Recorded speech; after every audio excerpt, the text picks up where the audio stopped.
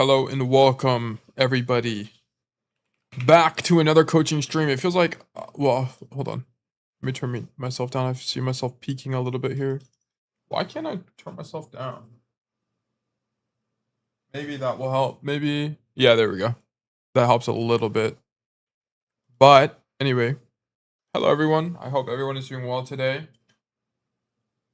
We are going to be doing some coaching today. A few disclaimers. Disclaimer number one. I have not been playing the game recently. Okay, I have been extremely tilted at Overwatch. So I haven't been playing as much as I used to. Meaning, this also translates to there will not be a gameplay stream tomorrow. Okay, no gameplay. Unless I muted myself an accident. Also, why can I not? There we go. There we go. That should be better. Um, let me just turn it even down. I might be quieter, so you guys might have to turn the stream up. But basically, I've been tilted out of my mind, and I've been playing other games instead to try to untilt over the last like week or two. So, or over the last week. So I will not be playing gameplay stream tomorrow. I'm just too tilted. I lost a bunch of SR on my ult. Every time I boot up the game, I get mad. It's just not good. So I'm taking a break. But other than that, all's been well. I'm running, the semester is coming to an end soon. I got Thanksgiving break in 2 weeks, so that's going to be over. And then I do have a Marvel Rivals tournament with my university, so I will be playing some Marvel Rivals, but that won't be on stream. That's just divulging on my life. 65 Hertz, welcome to the stream. Hope you're doing well, man. And other than that, I think we are looking good. The only other thing I need to do is make sure my Epic Pen is capturing correctly before we hop into this. Because my Epic Pen always be breaking for no reason at all. There we go. Okay, cool. What other games do you play? I've been playing Marvel Rivals with my friends. And what else have I even played? Just like, I don't know, I kind of just play like casual games other than that. Like my favorite, what are the casual games? Like I'm doing a Subnautica playthrough right now. And then I just finished Hollow Knight. And then I might start Silksong soon. I don't know, I've been thinking about it. And then, yeah, just been it's mainly in Marvel Rivals. Because I just hit level 15 and I just started playing comp, so it's really chill. And then I might pick some other stuff up, I don't know. But I'm basically just waiting for the patch on Tuesday, because we should get the mid-season patch. If I pull this up. We should get the mid-season patch. Whoops. We should get the mid-season patch on Tuesday. Maybe it is this. Yeah, 31 days. Yeah, we should have it on Tuesday. And I think they're going to buff Cass. I think he's going to get a slight buff. I don't think they're going to... It's either going to be dive nerfs again, like a second round of dive nerfs, or a Cass buff. Like, Tracer needs to get nerfed. Tracer is way too strong. What even is top 500 right now? I haven't actually looked at this. Okay, GM5. But it's like, Tracer is way too strong. They need to nerf this hero. Oh, I guess it's actually not that bad. It is a lot. Actually, this is a pretty healthy top 500. I feel like a lot of heroes are viable. I don't think we'll get a cast buff. I think me saying there's gonna be a cast buff is just cope. I think it's just a remnant of me being tilted. I do think Arc is correct that I do think this season is very playable for Cass. I wouldn't say it's like a great season, but I do think it's a good season. I think he's very playable. Ball nerf? I don't know if we're gonna get a ball nerf. Let's see. What's the top 500? Yeah, it also looks very healthy. What's the win rates for ball? Overwatch win rates. I'm just gonna check this real quick and then we can hop into coaching. Competitive, Grandmaster, and Champion. Let me see if I have. Here, I'll move it to. I guess this will just work. Oh, hold on, let me close some stuff. I'm doxed myself again. I've already doxed myself. It doesn't really matter. Whatever. So in terms of Grandmaster and Champion, I don't care about any other rank. In terms of win rate on tank, it's still Zarya, still Junker Queen. Like, Junker Queen is really good. Like, I'm surprised we have not seen a Junker Queen. Like, we're probably going to see a Queen nerf. Also, like, my thing. This whole, like, ignore the layout. I'll fix it later, but Joker Queen needs to get nerfed. Zarya needs to get nerfed. I don't. Ball is fine. I'm kind of okay with Ball. And also a problem with like another reason Ball gets to do whatever he wants is because Cass isn't playable and neither is Brig. I mean, Cass is playable, but he's not strong. But Brig is also really weak right now. Like Brig is like has probably the lowest win rate, I think. No, 49 though. But Brig is like comparative to what she used to be, not very good. Yeah, Ana is also not very good. Like the slow mobility heroes are just not good right now. DPS. I mean, ignoring Symmetra, yeah. Tracer has a 54% win rate. Like she's way too strong. But the problem is I just don't really know how you nerf Tracer. I'm gonna be honest. I don't really know what the answer is. It like a spread, maybe they already I thought they already reverted the spread change, so I actually don't even know what they're supposed to change. Montana, good to see you, man. All is well. We're just talking about next patch, which is on Tuesday. And also how I'm not playing the game right now, so there's not gonna be a gameplay stream tomorrow. But yeah, I think there needs to be a Tracer nerf. I think she's just way too strong. Your win rate on Cass is 57. Well, you guys also know how to play Cass correctly because I'm your coach. So that's going to help you. Like, the reason Cass is such an abysmal win rate in GM is because when people switch to Cass in GM, they don't know what they're doing. So they get annihilated. They actually get annihilated. But, like, us as Cass main should be performing, like, definitely better than the average player. Like, if you guys are in GM as in a Cass main and you see someone else swap to Cass, then you're going to beat them more than half the time. You're just gonna win because you're gonna outvalue them. You guys in general should have that. Like, if the enemy team swaps to Cass, you should be winning because you just outvalue them. M1, congratulations by the way, Timmy. I told you you can get there. You're very close. I think you can definitely get there by the end of the season for sure. Hit GM. I also don't know how they're gonna buff Sombra. I think they just leave Sombra in the gutter for now until they rework her. I wish you could play more ladder. Yeah. I wish I could play ladder, but I'm just tilted. I love Overwatch, but I'm just tilted. Watch my last King Hero game. It's funny. Can't let Timmy get GM before you. This guy also grinds a lot. Timmy also grinds a lot. And he doesn't scrim either, I don't think. So he has more time for ladder. But there are heroes that I don't think are going to get changed. Like, I don't think Hanzo needs to get nerfed. Like, I don't think Genji needs a nerf either. I think Genji's fine. I think the only problems are really, like, Tracer and, like, that's it for DPS. I don't think anyone else really needs to change. I don't think Freya is that good. I don't think Sojourn is that good. Like, Sojourn already got... I mean, they might nerf Sojourn, to be honest. Because they like to have Sojourn at, like, a 45% win rate. Like, they don't like her. All the hit skins should be pretty low, to be honest. They should be below 50. Watch your tank die 25 times. Don't worry, I'm just figuring out how to stay in Masters. Yeah, Montana, you probably just don't play enough. That's probably your issue.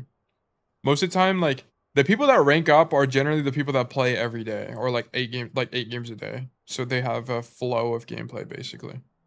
Like, they're never rusty. But I don't even know what they're going to change in the mid-season, I'm going to be honest. I have actually no idea. I wonder if they're going to change any cast perks. Like, what would they eat obsessed on it? And my worm is missing from this. What is the overlay? Which one is the correct one? Oh, there it is. Okay, sorry. Yeah, I don't know if one thing is wrong with my day, e.g. bad sleep. I just don't play Overwatch. Yeah, for me, it's just mental. If my mental's bad, then I'm just not going to play. Or, yeah. Because, like, look at this, guys. It's terrible. Go to social. Go to tail. Small alt. This is the account that I play on when I stream. M2. I've actually lost so much elo on this account. It's not even that bad. Like, I'm definitely being a little bit dramatic. It's not even that bad. But for me, it just feels bad in particular because I coach this hero. So whenever I lose tremendously, it's like, wow, I like get a little bit of imposter syndrome. And I have a 46% win rate. It's not good. But it's all tilt. I played a game of quick play earlier, and I actually just absolutely decimated everybody. But also that's quick play, so whatever. I feel like cast perks are in a really good state. Yeah, I do feel like the perks are pretty good. Like, I really don't... I feel like even the odds is worth taking sometimes. I think Bang Bang is still good. I do think gunslinging is just not really a good, like, you don't, the problem with gunslinging is you don't pick gunslinging for the benefit, you pick it to keep ban the hammer. Which is kind of lame. Like, they need to remove gunslinging from the game. It's not good to, this is just not good perk design. They need to remove it. And then Silver Bullet is, of course, good. I think we'll have Silver Bullet going into next season too, which is good. I do think they'll take out gunslinging though. I hope so. I really hope they take out gunslinging. It's not good design. There should never be perks in the game that are predicated on headshots. I think it's really stupid because it makes the perk inaccessible to more than like 90% of the player base. It's really bad. It's really, really bad. And it's also, it's really hard to quantify the actual value you get from the perk unless you do a lot of like really nerdy analysis, which is lame. But anyway, so today's plan is I also need to change, is the Twitch title wrong or is it correct? Let me check. It is correct. Okay, we're fine. We're going to do coaching today. We're going to look at the codes in the server. Just a reminder, we will not be doing a live stream tomorrow. There will not be a gameplay stream tomorrow. Okay, it will only be coaching. Or sorry, there's just not going to be a stream tomorrow. The next stream will be Monday, and then we'll go from there. And I think next week we should get the mid-season patch I was talking about on Tuesday, and then I'll probably start doing gameplay again that next weekend. And then on winter break, I might stream gameplay more often because I got nothing else to do, and I might as well stream. And I might push for champ. I don't know. We'll see. It'll depend on how I feel. But I am starting to feel better about the game just by taking a break, so that's good. Okay, let's go ahead and hop into these codes and do a little bit of coaching, or maybe a lot of bit of coaching. We're going to go to coaching requests. So we have okay, who is here in chat and has a code they want to go over? And if you have multiple codes, please tell me. We can do Montana first because Montana's already here. And I know it's late for him, so we'll go ahead and knock this one out. And then we can do everyone else. Do yours last to me? Okay, we can do that. Ready for okay. battle. 8 seconds. Turn this off, and then we're good to go. Okay, there were some notes for this game. The notes, I need less help than others. Gotcha. Okay. Montana said, our tank wasn't good, yet this was a really close and very disciplined game for me. I think this shows you can deadlift even super horrible games. I was definitely reaching my limits as a player since at some points I just couldn't figure out what the best move would be. For example, on attack, it felt almost impossible to get the high ground and I was unsure how to push it, presumably first high ground. But also kind of did no actual play either. So this should finally be some new macro insight. Okay. These are good codes to look at because this is where you actually have to express creativity as a player. It's when your general playbook as Cassidy doesn't work, right? So for example, I mean, we'll get to it eventually. This is a really long game. This is gonna be like an hour-long review at least. But if you ever play a game of Dorado where you just can't make this right rotation work, you have to either... You need to understand, is it not working because I'm doing something wrong? Like, is it not working because my timing is bad? Is it not working because I missed shots and I lost a duel? Is it not working because of whatever? You need to evaluate that. Or you need to evaluate, is it not working because I'm getting countered and outplayed, right? Like, is it impossible to push this angle because there's a Roadhog there? Is it impossible to push this angle because the Diva's marking it? So on and so forth. So you have to kind of figure it out from there. And then if you deem it impossible, then you need to invent what the next best play is. Okay, so what it is on Dorado a lot of the time is you walk this way, or sorry, you can come this way, walk out this door, and then hard flank like this. It can be really good. Or sometimes you just having a lot of pressure in main to force out a tank is also good. It's just going to depend on situation. You're free to speedrun the more obvious section, by the way. Yeah, there's probably, I mean, you do a lot of stuff right, so there is probably going to be a lot of skipping. Let me also turn this down. This is loud. Oh yeah, we will cross that bridge when we get there. But yes, so what turns a good player into a great player is basically thinking to yourself like, okay, if my best play doesn't work, what is the best play? And then figuring it out in the moment, right? Because like basically, if we're being for real, guys, if you guys just listen to everything I tell you guys about how to play Cass, where to stand, what rotations to look for. All of you guys can hit Masters. Every single one of you guys can be a Masters Cassidy player if you just listen to what I tell you. To get from Masters to GM, you have to use the principles I teach you to get there, right? You have to think about rotation, spacing, uptime, cooldown management. You have to think of all the complicated stuff to make the push to GM, generally.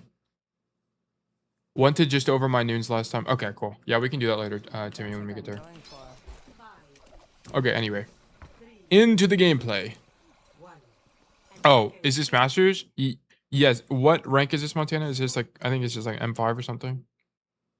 Let me grab the text. I need to make a...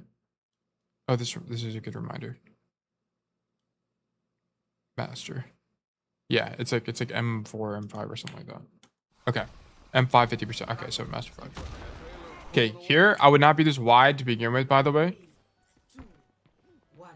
So at the start of the game, you don't know who they're playing. So you want to, so rather than peeking wide and taking all the risk into all of the uncertainty, just stand here, wait, peek cautiously, and then figure out what they're playing and then go wider when it makes more sense. I would never open up here because for all you know, the Widow could be opening up on the floor and then your headshot and then you just lose, okay? So I wouldn't open up left side here. Just stay here, play risk adverse until you know what they're playing and then swing the angle. Like, I don't like you starting here. As in, like, this wide, right? Because here's the problem as well. Because you're standing here. I know this is minor, but you will die here if you don't fix this issue. Because you playing like this tells me you're not thinking about it correctly. Because the problem here is because you don't know what they're playing. If they do something aggressive, like they play Widowmaker and they're on a angle like this, right? If they're on an angle like, I'm not saying this is going to happen immediately, but just theoretically, right? The Widow's standing here. The problem is now your rotations out are longer. And this time that you need to spend rotating, which is like maybe 0.3 seconds, is enough to get you killed in Overwatch, right? So why do this when you have no information, right? This is not an informed decision. This is completely uninformed. So why don't you just wait till you're informed and then do something that makes more sense, right? Accordingly, then, you know, weigh your risk reward. So I don't like you standing wide like this. I feel like this is a bad, you're not applying the principles of like information here. Okay. Also, do I have a drink? Okay, hold on, I'm gonna drink real quick. Like 2 seconds.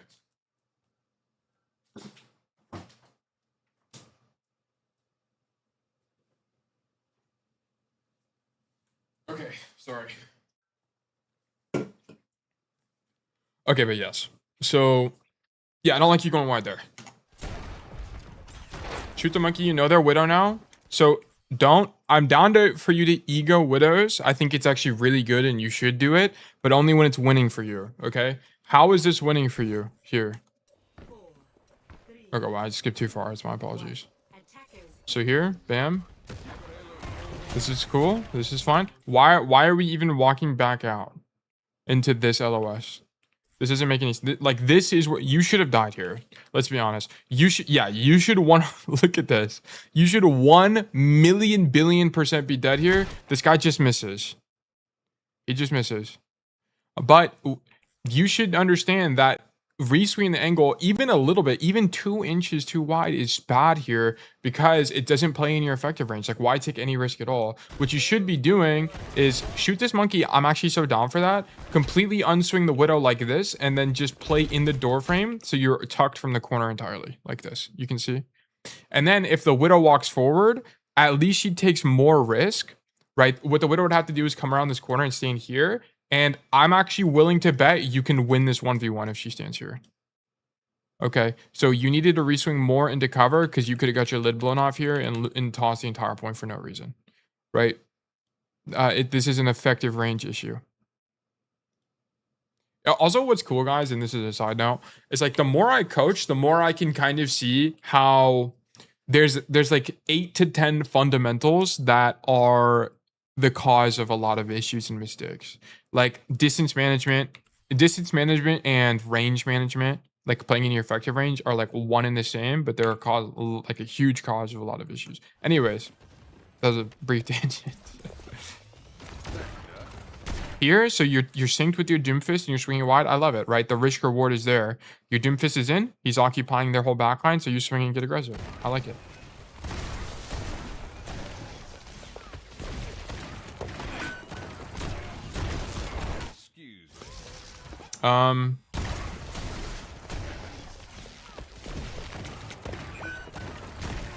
Actually, I like this whole sequence from you. I think this is all good. Nice shots. I like that you're not moving. That's good technique. Good rotation. Really good. I actually like that a lot. Walk forward when you know he's low. I mean, Bubble's low. That's good. Go back to cover here. Okay, cool. Yeah, that was a really good sequence for me. I like that fight. Like 8 out of 10. 8 out of 10, 9 out of 10. Okay, our Doomfist unfortunately trolls. Could we have helped this at all? No, he just kind of runs it down, I'm going to be honest. That's unfortunate. They're on cast now, which I think is honestly worse for us. We actually liked it when they were on Widow, but it's fine. So their monkey's dead, so you stay up here. Yeah, this is a bad rotation. So the problem with this is you have to understand your tank is dead, so you're not going to be able to hold space aggressively. So as a result, what your intuition should be is don't walk forward. Don't think about stopping this rotation. Thinking about living, okay? Thinking about living. You wanna kite out, walk back this, and then just shoot. And then whenever they start taking, just let them take space. Just wait for your tank to come back. But because you're kiting, okay, hold on. Let me restart this whole sequence so it makes more sense. Okay, your tank has just died. You can see here that both tanks have just died, right?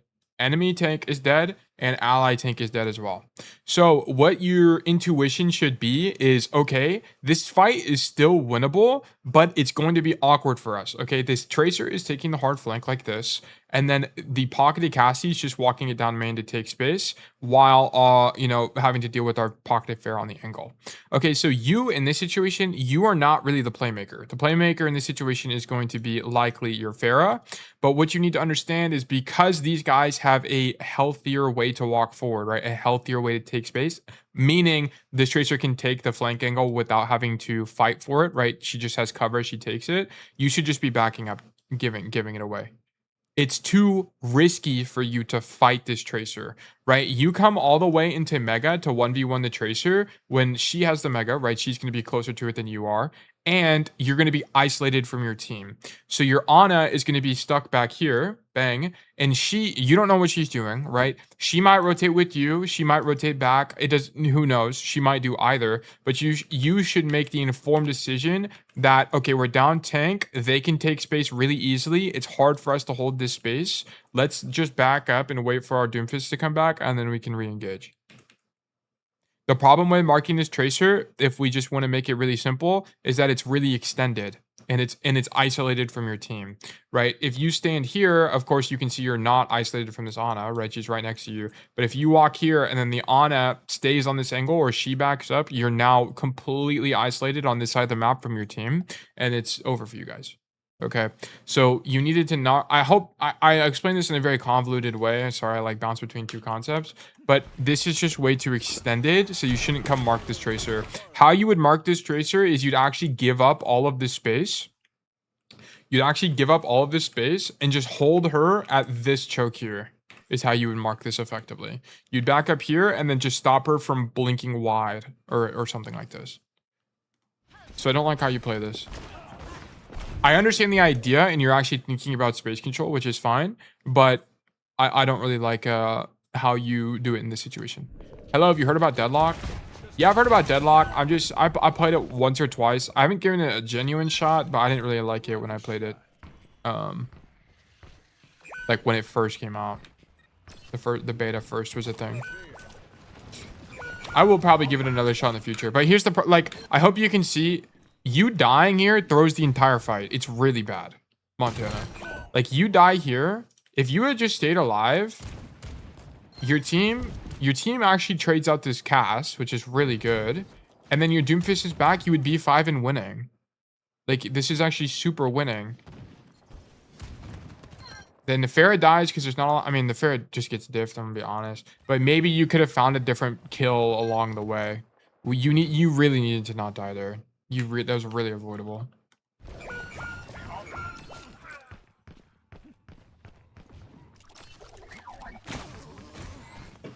Okay. So we're looking for a touch.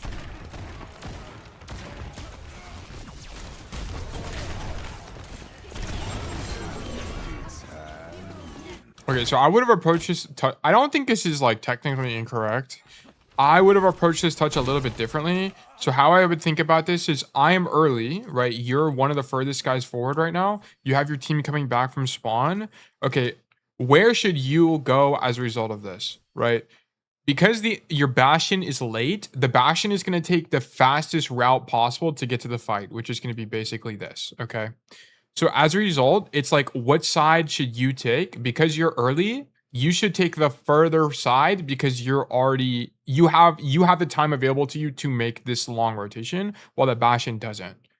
So I don't think you should be coming to the mini side. I actually think you should be coming left. That way, when you both arrive, you arrive at about the same time. The Bastion is here, and then you are here, and now you have way more angles on the enemy team in the mid fight.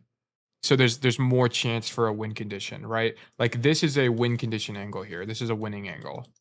So I would have preferred this. Because the thing is, if you're here and you get dove by Monkey and whoever this guy is the Baptiste. Let's just say they worked together to dive you on this left angle. Okay, you can maybe roll, and then probably die to the dive. Well, that gives your now Bastion and your Mercy and your Doomfist an opportunity to kill backline or capitalize on the space you just made or so on and so forth. So I would have preferred you go left side and work that. Okay. Clip. I can never remember the path to get up there. Well, it's not like I can. I really don't know. A path to get to where? The high ground on Dorado? If you specify, I can elaborate for you or show you. Yeah, but here you can kind of feel it here, Montana. It's like, what are you supposed to do here? The only thing you can do is like force out the dive, which is also, I need to stop saying like. I'm trying to work on that stream. But the only thing you can do is force out the Monkey, which you do, but now you're stuck on the angle. But the upside is that it's safe, right? You're with your team. So I don't think, and that's why I'm saying I don't think this is technically correct. It's just that I would have played this differently. This high ground. So there's two ways to get to this top, or there's actually like 3 ways to get this top high ground. As a defender, whenever you spawn like this, you can come up this staircase and play up top here. Or if you end up on this side of the map, you can walk up this staircase and then you can walk through this building, which is called Church, to get to the high ground as well. And then from the attacker side, you can walk up this staircase to get up here. They're all really important to know, and we'll talk about it later, but yeah.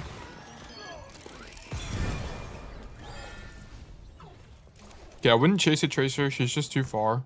If you know she's in this room, then maybe, but you don't have no information, so I wouldn't worry about it.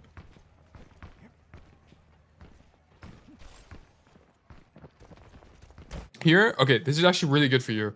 So you see that they're swapping to Roadhog, which means now the enemy comp has very, very limited mobility, right? The only other way they have mobility in the game is going to be this Tracer. So you can play angles generally more aggressively as long as you roll the hook. You just have to roll hook, okay? If you don't roll hook, you're going to lose. So very, very important in this matchup. You have to, in the Hog matchup, you need to read the Hog's body language, okay? If he's looking dead at you and you're in the open, guess what? You're likely going to get hooked, okay? So you need to be able to read it, anticipate it, and then roll out accordingly, okay? So just don't get hooked. On Cassidy, you shouldn't really be getting hooked that much. The only time you're getting hooked is when roll's on cooldown, and then at that point, it's whatever.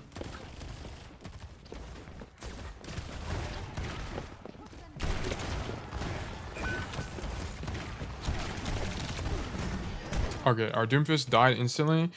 So, unfortunately, this Tracer came on the right side. I was going to mention this, but I think it's a little bit too passive. I actually like you playing on the floor here because it lets you poke the walk up. I actually wanted you to play this a little bit more aggressively. So here, when they walk up, you should understand that they have no speed, right? You have to look at the enemy team's weaknesses. What do they not have? Speed, right? They also don't have a lot of mobility. It's just Tracer. So stand here and poke the walk up, right? Maybe you 2-tap the Cass. Who knows? Maybe you 2-tap the Mercy. I don't know, right? Gamble a little bit. Like, I want to see you have a little bit of ego here. Gamble this. And then once they make the rotation, okay, now you're informed. You know that there are 3 people going right side. So now you can determine from there where you want to go. But you standing here, there's almost no upside in this play. So I wanted you to push the aggression a little bit more. And then here, you should likely infer that they're not going to re-swing back into main. You shouldn't, they're going to make the full rotation. So here, I don't really care about marking this Tracer. You need to poke them as they walk out the stairs. They need to take poke right now. You should be forcing resources. But you worry about this Tracer too much, and now you back up, give up all the space, and then now these guys are going to be able to walk forward for free, which I guess is fine because your Doomfist isn't really holding space either. So I'm not entirely opposed to you backing up, but you should be looking at this walk up. This is very helpful. I'm glad I could help you. But yeah, but look at this, right? They got all of this space they have here, they just got for free. Basically, the Tracer just deadlifted by making a single play and got all the space for free. This helps you too. Yeah, no problem.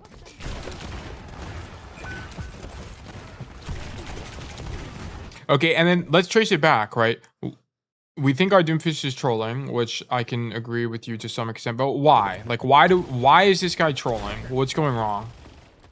So this guy sees that this Tracer is doing everything. Okay, whatever. Tries to mark the Tracer. Ends up here with no slam. Dodges hook.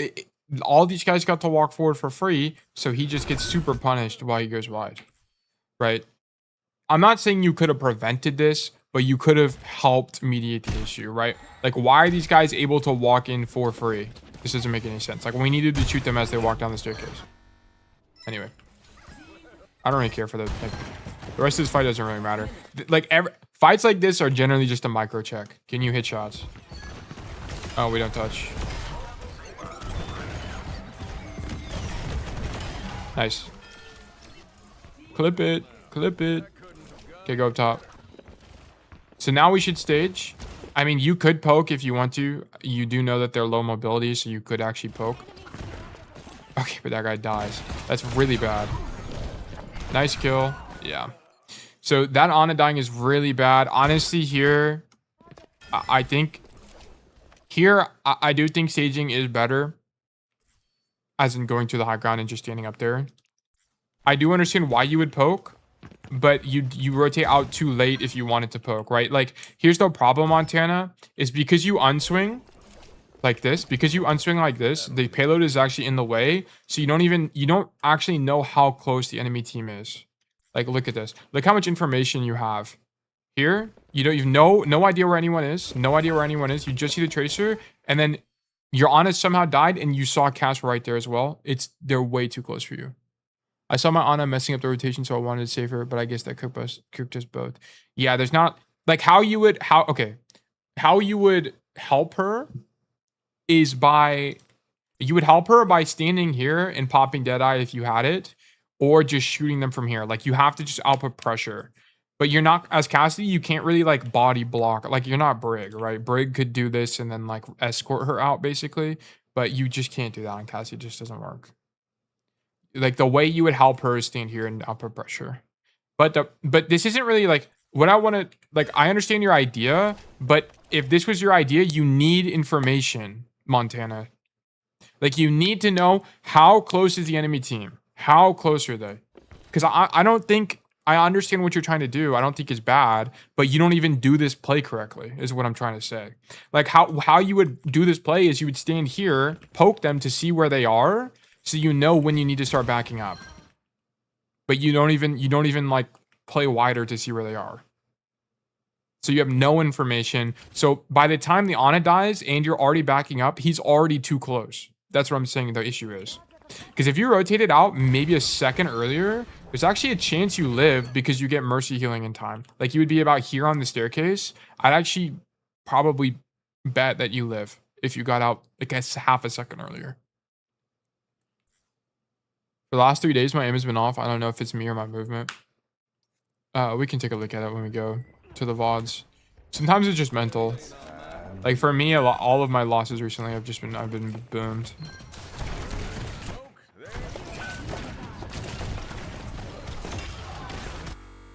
Okay, why do we come to the floor? Your Bastion's up top. Why do you walk out the floor here? I don't think this is good. I definitely would be going top right now. Going on the floor is definitely worse. Yeah, brain dead. Yeah, this is just worse. You know this is bad. Okay, for the YouTube frogs, the reason you don't want to walk on the floor here is where does Montana rotate from here? He has no rotations available to him. Like where you want to be is on this high ground. Yeah, you want to be on top, but if he rolls out this way, he has to walk through this room and go back to the staircase. It's just longer. So when you come out of spawn, you want to walk this way, walk into right room, and come up the staircase. It's way shorter, and it's safer too. So this is just a bad rollout. I don't mind the deadeye. It's fine. You know he doesn't have punch. He just punched. He punches right here, I think. Right. Yeah, it's right there. That's the punch. And then there's also a slam. But a lot of this could have been avoided if we weren't on the floor. The fight would be easier.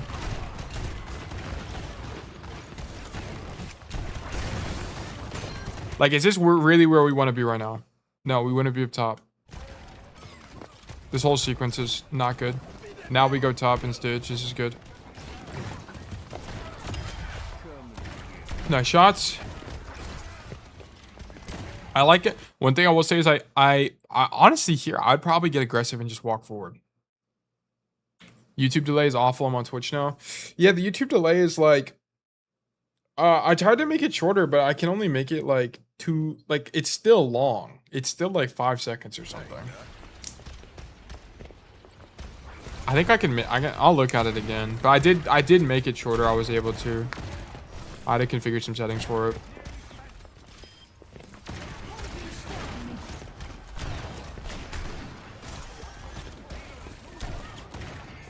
Okay, I mean, this whole sequence is fine.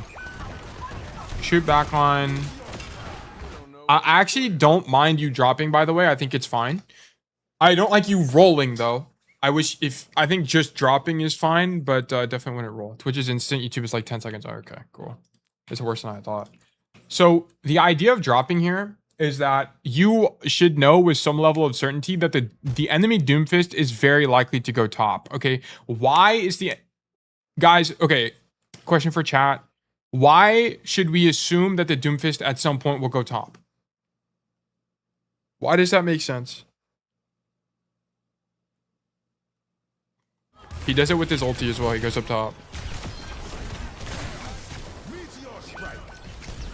Does anyone know? To take you off height, deadlifting. Yes, exactly. So he wants to go up top because this is how he's going to carry. Who's up top right now? It's Cass and Ana. Who on his team can go up top? Nobody. Literally just him. It's literally just Doomfist. So he is the only person that's going to be coming up top to fight and contest this area. Okay, so how you counterplay this is you actually leave.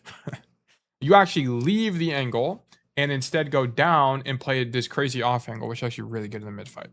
Because now he has to decide between clearing you, who's on the floor. Sorry, let me like change the counter angle.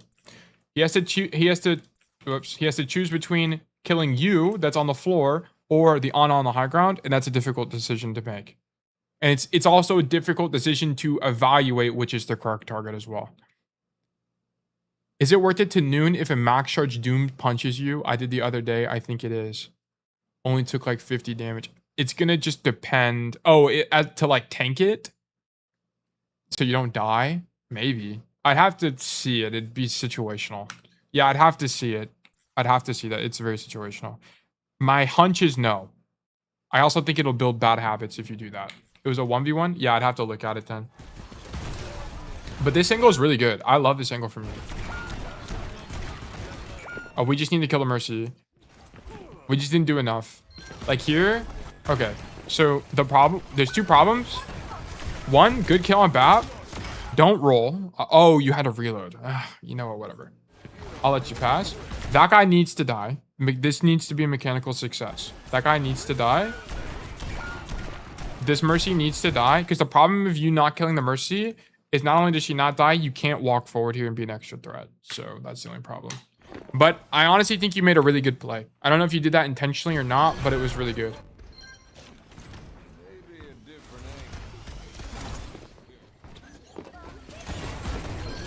Okay, walk out of spawn. Dome that guy.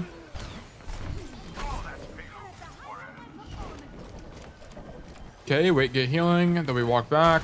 Shoot Cass. This is sick. Wow, we take a lot of damage. I don't even think you do anything wrong here. No, you don't. You just took a bunch of damage. That guy is fried. So here's the downside of taking a bunch of poke, right? Why does his Bastion die? It's because of you, technically, right? You demand healing. So as a result, that guy's not getting healing when he takes damage. So you unfortunately kill your Bastion. So actually, let's look at this. I know I'm really hammering this, but I really wonder why.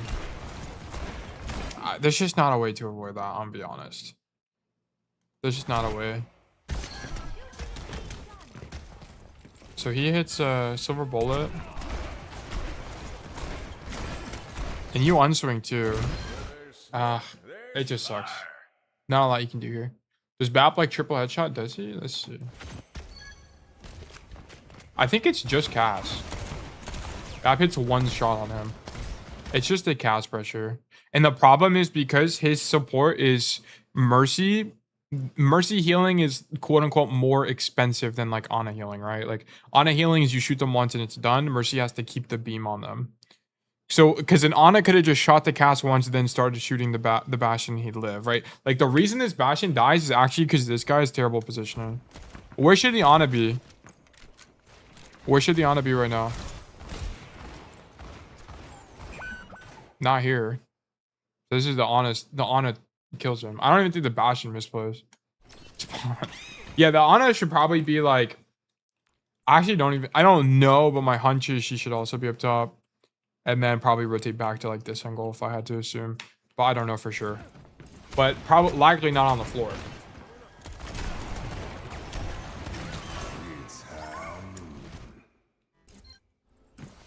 So we Deadeye to cut off the extended Cass. I don't think it's bad. Like it's not terrible, but the problem is how does this Cass die? Your Doomfist is on the left side of the map. So this is bad team awareness. I think the Deadeye is like fine if your Doomfist was alive, or like if your Doomfist was in main, but he's not. He's on the left. So this Deadeye doesn't do anything. I would cancel this. This is a Deadeye I would see and cancel. For sure, cancel this Deadeye. Yeah. So then you just give him empowered. Nice kill on Tracer. Nice roll. Really good roll. Don't give punch. Nice. Just give it. You need to live. You need to live here for sure. You 100% need to live. Bad roll. Bad roll. You need this roll. Okay. So here's the problem. Is you're stuck in this room with the Ana and the Mercy. Okay. You need to live. Very important. Your tank just died. You need to live. How do we live here? In that moment when she's resing, you should say, okay, this is my opportunity to rotate out. You should be holding W key right now. And then roll. Because you need to roll to cross this gap to come to this side of the map. So you can live. So you don't get pushed by the Doomfist. I would have hard rotated out here. But because you roll like that, now you're stuck in the open against his Deadeye. You take 2 billion damage, and it's awkward. I guess you could argue, should you stay in the room and just fight the Doomfist? Okay, what would that line look like? So here, you get punched. They res. Okay, you definitely shouldn't roll it. This roll is just like 100% bad. So don't like the roll. It doesn't achieve anything. And then somehow the Ana wins a 1v1. I think you can argue for staying on the side of the map because you can say, well, the tank is dead. There's not really a real way I can rotate out because although I do roll here, there's actually a sizable chance that I do die in the rotation. So maybe I should stay in the room. Okay, you know what? You know what? I can get behind this. Okay, after further thought, I can get behind this. Ew. Ew. Wait, he's just too good. Wait, he's just way too good. All right, cool. Kill that guy. Go back up top.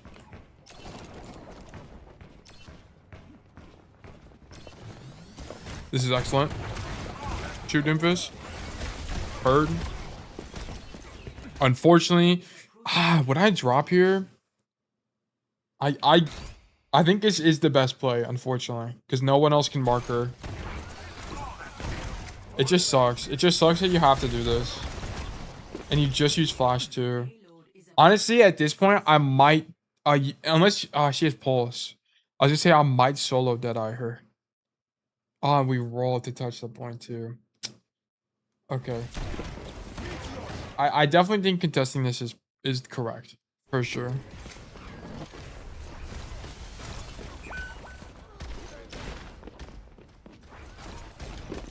Oh, you tried to. Okay. I don't blame you for that. You tried to roll back to the high ground. I think this is fine. I might have tried that too, to be honest. Deadeye, definitely use Deadeye here to live. I think you actually live. If you... Okay, this guy hits you with the stick. You have 240 HP. I would have tried to Deadeye to live this. Yeah, I definitely would have tried, for sure. Because we need to not die. We absolutely need to not die. I think you would have lived, dude. I actually do think you would have lived if you popped Deadeye to tank for the damage resistance. Because Deadeye is 40%, right? And I think... So that would have been... Overwatch... Wiki Tracer. So Pulse Bomb, I think there's 450 damage. Let me see. Pulse Bomb does 350 damage. And then the Overwatch Wiki Cassidy, I'm pretty sure it's 40% at the very start of it. It is 40%. So let's just say you don't get it perfectly and you get 35%. So it would be what? 350 times 0.65. You take 227 damage. Which...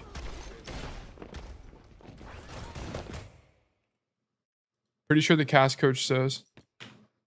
I think you should use it. I think you still would have died, I'm gonna be honest, unfortunately. It's very likely you still would have died, but I would have tried. I'm gonna be honest, I would have tried for sure. It would have done like 200 some odd damage to you, and I think that's more than the health you had.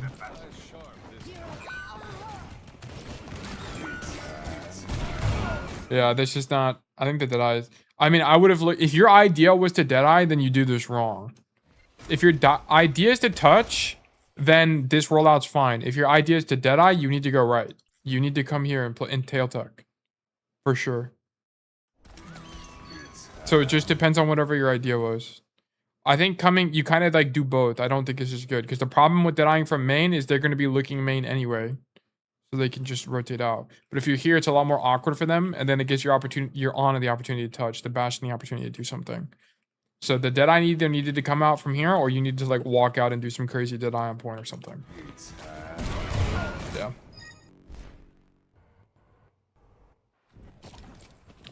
Okay. Sometimes, but I have so much to do. You've been doing a lot. Okay. Classic Dorado attack. We come out the bottom right door because it's the best play by a gajillion miles. There's actually just not a better play. This is the best play you have. Come right side. Go up the staircase. You'll literally ignore everybody. You can shoot these guys on the walk up if you want. You don't have to. Not required. Misplay. Don't stay here at all. Okay. Don't stay here at all. This time matters a lot. Okay. Because if you stand here and you shoot them, then the diva is going to think to herself, oh, there's a castle in the angle. Let me boost her over there to fight him. Okay. They might do that. Don't give them any time. Either ignore them and don't shoot them at all, or just commit to the rotation. You stand here for... Let's see. 352. An extra 5 seconds. for like no reason at all. Just go. If you dude, you could have already been here. And then bam, you would have been here right now. And maybe we could do something. I don't know. But Loki isn't not shooting and getting the surprise on them high better. Yeah, I think it's better. I do think it's better, especially in a diva matchup. I do think it's better. But that's what I'm saying. Like, it's optional. Like, I understand why you would shoot them as well. There's also a benefit. Because part of the benefit of being on an angle like this is that it's actually good if they mark you. Because you can live this angle against a diva. You just grab the mega if you need it and you rotate out. Like, it's not that bad. And if the diva marks you, then your team gets to do stuff for free. So it's a win. It's not lose. You don't lose no matter what if you get marked. But if you don't shoot them, then they have less information about you being there, so you can rotate faster. I don't know. I thought at that point, what do I do up here? There, I'm just gonna get boosted on a wreck because you want to bait the boost. You want to stop the diva from being able to stand here because the diva stand. Like, look at this. Like, if we think about map control, right? Your rotation. Where's my epic pen? Look at this right now. There's a trace. Ignoring the tracer. The enemy team has this high ground and basically this high ground as well, up to like, half the hallway. Okay. So if you rotate up like this, the diva now loses this high ground. It's no longer owned by the enemy team. Whoops, I didn't mean to clear the whole thing. But now the only space they hold is all of this, right? So this whole side of the map can be cleared by your team. They can walk forward and not have to worry about a diva behind them. Right? So you want to bait the dive. And the only thing you have to do here is you don't have to kill the diva. You just need to live. Don't die. Just live. Walk backwards. If she boosters on you, cool. You just leave. And then you go back main or something. Or what you do is if the diva comes to mark you, you leave back up here. Then when you hear the diva leave, you go back and fill the empty space. That's how you would do it. Just make sure you don't die. You can't die here. You cannot die here. It's really bad. Okay. So you needed to, So you need to bait the dive. You 100% need to bait the dive. Okay. So I stayed down there to see if the diva is maybe forced out. No, because how is this diva going to get forced out? The only way this diva is going to get forced out is by you, right? Look at your comp. You're playing Ashe, Mercy, Cass, diva. How is this guy ever going to get forced out of the angle? It's going to be you on the angle, which is why whenever I coach you guys, I say you need to go on the flank because this guy here with the whatever, this guy here, this Ashe is not going to be able to do anything. He doesn't have the brain power to understand how to win the game. So you as Montana need to understand, okay, I'm going to make a winning play to force this guys off the high ground so we can take space easier. Sometimes it don't work. So I go right is going to main ball. I don't know what you mean by that, Timmy. But if this play doesn't work here, then you have options, right? You need to figure out where it's not working. It's not working when you get to this point. Okay, maybe try like dropping and going this way and doing some crazy flank. Okay. Or like if you get marked here, okay, then just try main bot. See if you can main bot a little bit. Or if that doesn't work, you can like rotate through this building. I showed you guys earlier. You can rotate to this building and then walk this way and flank as well. Like there's other ways to play Dorado. There's other ways to play. It's just that I recommend this one all the time because it's just the best and it's the safest. Oh, you thought you had silver bullet there, unfortunately. But that Ashe low-key dies because you didn't have enough pressure. You just didn't have enough pressure because you waited in main for too long. And now the diva gets to kill the Ashe and she gets to kill you. She gets both best of both worlds. No Hannah Montana, of course. Yes, now our diva's demeched. And a minute down on the clock and we made basically no progress. So here, instant wrong, instant incorrect, instant incorrect. You should be going back again and doing the same thing. Bait the dive. You need to bait the dive so your team can do something. Because with this diva here, and especially when your diva's out of mech, you are not going to be able to win the game. It is impossible to win a game here. You needed to go right side again.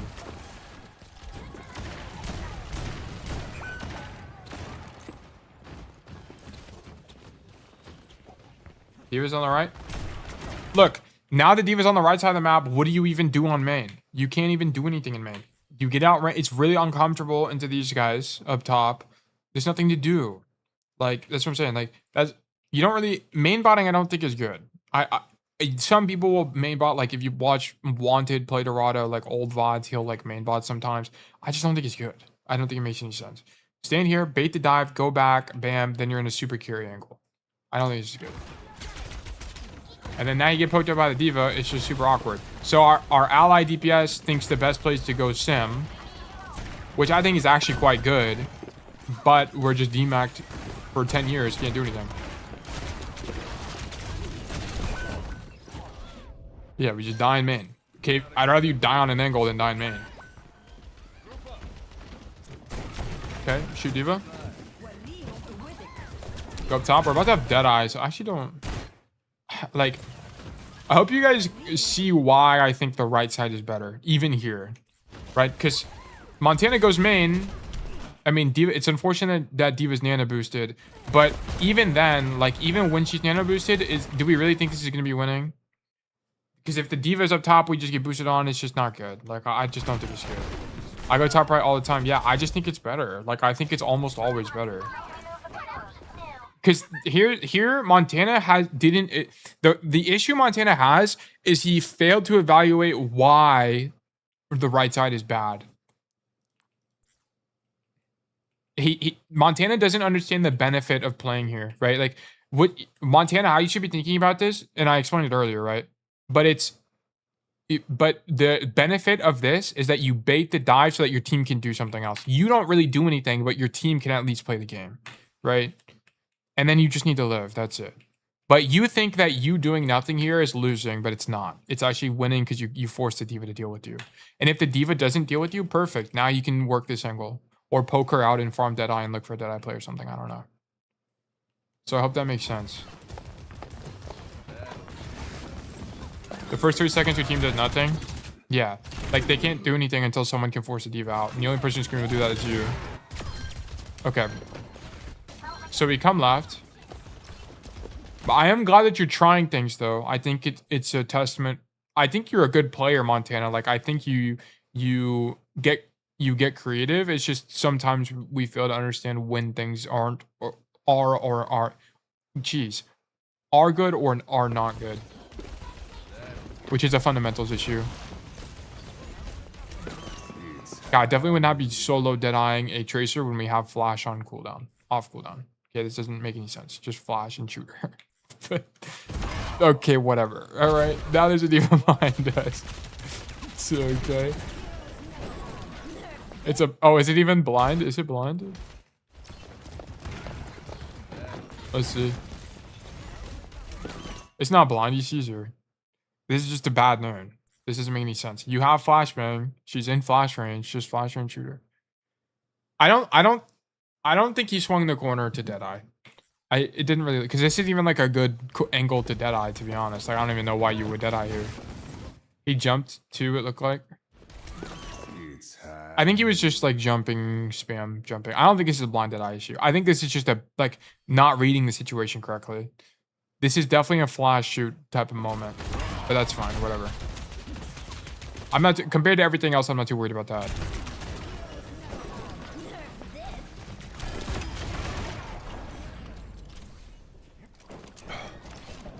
Here you're up 2. You just killed Tracer and Diva. I actually wouldn't even go top here.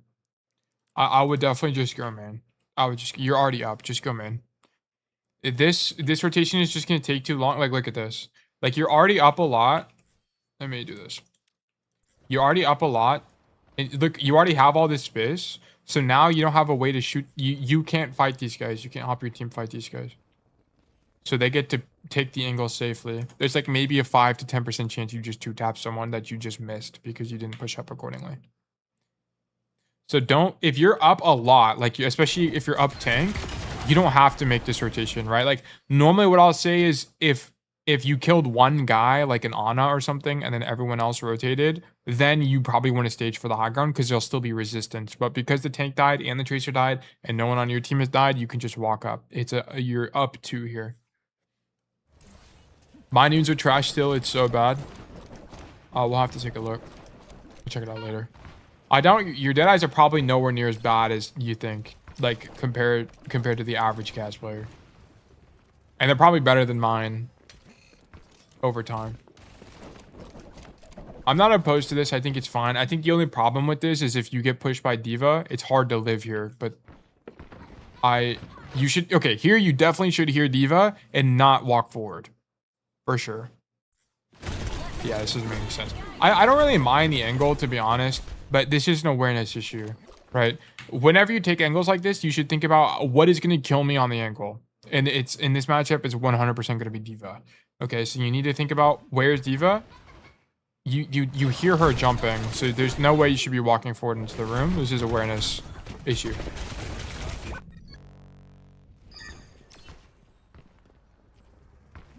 2 weeks ago it was bad. Now it's a little better. Practice makes perfect. Kind of just listen to music. Yeah, you shouldn't be listening to music when you play comp. You should be focusing. But I mean, if you want to listen to music, whatever. I don't think it's good for you because you miss, like, that death was preventable. That death was super, super preventable. You could hear the D.Va jumping.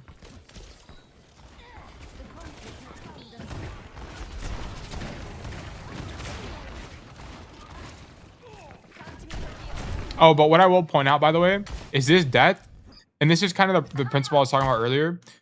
So Montana dies on the angle here, but what happens, right? He forces DM, he forces micro missiles, he forces boost, and he forces tracer blinks.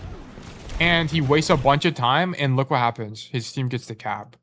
So even though Montana basically trolls his whole death away, right? You know, he could have probably avoided it if he had his headphones on. He still sets his team up to do something because he's occupying the D.Va, right? What Montana did here is exactly basically what he should have been doing on this angle. It's the same concept, right? You want to force the D.Va to deal with you so that your team can walk in and just shoot everybody and win, okay? You're trading. So, yes. Just want to point that out. Will you ever coach like the way Spilo does it? What do you mean, like with an interview? And do it in call? I've thought about it. Maybe in the future. I think the problem with it is from the viewing perspective, I don't enjoy listening to the student. I don't find it the most helpful. I like it when it's just concentrated information. And when I talk to you guys in chat, there's still some level of like interaction and insight from y'all, but it's because there's so much more friction. I think it's harder for it to interrupt like the content itself. So that's kind of my take on that. Also, there's like variance in mic quality and stuff like that that can make it annoying as well. So I'm just not a big fan. I might do it in the future just to try it, but I'm not a big fan of it. Montana said, I guess I didn't expect to get dove because it makes no sense for them to dive me there. I don't think it's a bad play, Montana. Like you getting dove there is kind of inevitable in my opinion, but baiting the dive there is good, which is why I was saying like you just should have lived longer if you heard the D.Va, is what I'm saying. Like you should have displayed some level of awareness there, but you didn't, and I'm calling you out for that, is what I'm saying. You like, yap a lot and don't do it with me. And that's also the thing as well, is it's like things can get on go tangential really quickly in those kind of conversations. Yeah, this is just a random death, unfortunately. Your D.Va baited you there, which is why you die. It's honestly fine. I like you walking forward here. This is good.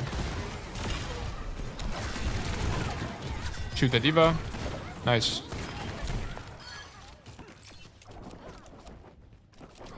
Like with you and Ark, both y'all yap. Yeah, but most of the time, the thing about us and Ark though is at least it's like informative. It's like we're talking about Cassidy or something about the game, which I think is good content. It helps you guys understand more. It gives you more insight into really high skill level Cassidy and how it fits in Overwatch.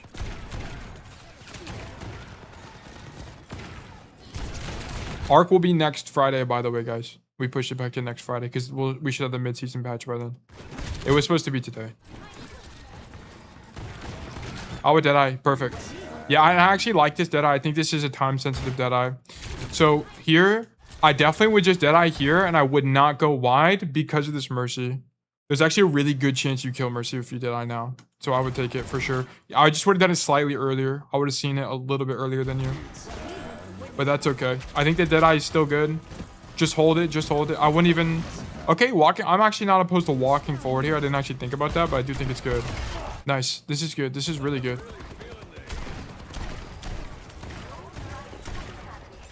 Dude. Okay. Nice. This was, you played this fight extremely well. Great job. I really love that. I think that shows that you know how to use Deadeye. Like, I think that was really good. Other than that one time you solo ulted a Tracer for no reason, this was like a really good demonstration of how to use Deadeye. One thing that's really, you do really well, Montana, is you have great, you understand positioning well. You understand staging well. Like where to play on certain maps. I mean, we've probably gone over Dorado with you like 4 times at this point, so I would hope so. but I don't think you have much of a staging issue at all. I think your staging is definitely like GM level, I'm gonna be honest. Okay, how do we die here? Yeah, here you just go too wide. There's no reason to be on the right side of the cart here. So here, I'm not like entirely opposed. Okay, so here's the whole sequence. We actually are on the high ground. You hear D.Va booster to right side, so you drop, which I'm actually a fan of. Big drop, and then you roll wide here. Your next idea should be, I want to go back to the high ground. What do you think about going stairs here? What do you mean? Like, what I would do is I would just go back. I would just go back and play here. That would be the idea. Do you mean this? I would not play here at all. Okay, yeah. We're on the same page. I would definitely rotate back to high ground, for sure.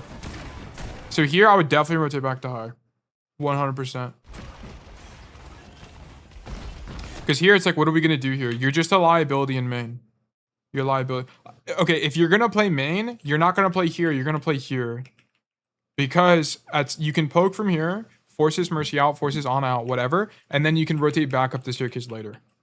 This is the angle. This is the angle you want for a third point. You want this high ground. Very, very good for Cassidy. Seems so ISO'd against dive. It's the same concept. It's the same concept as all of this, okay? You seem to just have a matchup issue here. Same concept as this angle. Same concept as this angle. You want to bait the dive, you just need to live. Just live, okay? And then if you're not living, you need to evaluate why you're not living. Are you not hearing them early enough? Did you mess up your roll? Did you get too greedy? Like, what is the issue? Why are we not living the dive? Like here, let's say you drop, okay, whatever. Now you rotate back, you'd be here. If you did it like optimal rotation, you'd be here like now. Okay, you come here, shoot the Mercy, shoot the Cass. If that guy dove already, okay, cool. Now, like, it's just winning. It's just winning. All right, I suppose I can see the analogy. Yeah, like, the issue is not, like, just because you die doesn't mean, like, here's a, I keep saying like, I need to stop. A common misconception people have about Overwatch and playmaking in general is that they think if I die doing something, that play is bad. That the whole play is bad, right? Think of it this way, right? Let's say there's some player, cast player, comes right side on Deadeye and pops Deadeye here and dies. They're going to say, oh, I shouldn't go top right and pop Deadeye. Well, no, that's not true. It's just that you failed in this situation. Why did it fail? Okay. Did it fail because you popped Deadeye too early? Did it fail because the enemies had cooldowns that slept you or something like that, or canceled your ulti?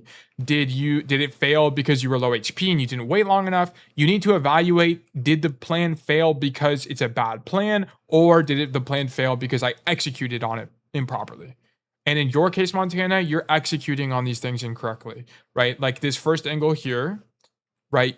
This is also just a fundamental, like an issue of understanding. You don't understand why this is valuable, even if you are getting marked. Same idea on this angle here, right? You have to evaluate, am I dying because the play is bad, or am I dying because I'm doing it incorrectly? And how you do that is through lots of time, lots of research, lots of reps, and coaching, which is, I'm the shortcut. If you don't know the answer, I can tell you the answer 90% of the time, okay? But yes. Just play the game easy peasy. As you play the game, and as long as you're actively improving as you're playing the game, right? You're doing VOD reviews, you're watching pros, you're getting coaching, whatever. You will have a better intuition for what is good and what is bad. Which is why when you watch, or which is why when I coach, it's like a handful of plays I recommend because they're just almost always better.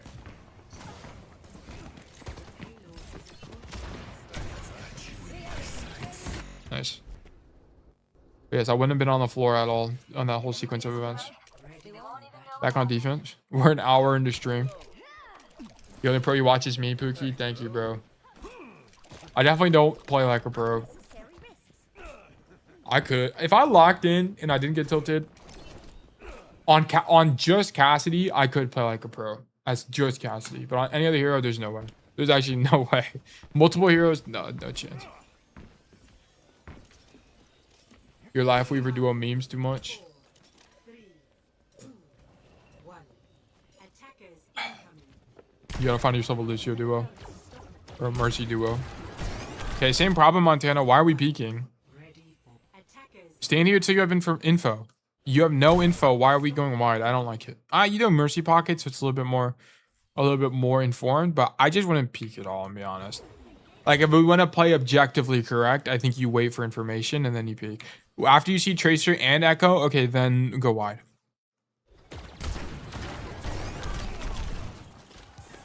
The Life Weaver pull is so funny. It is. You can do a lot of, yeah, get some great clips from that. Good roll.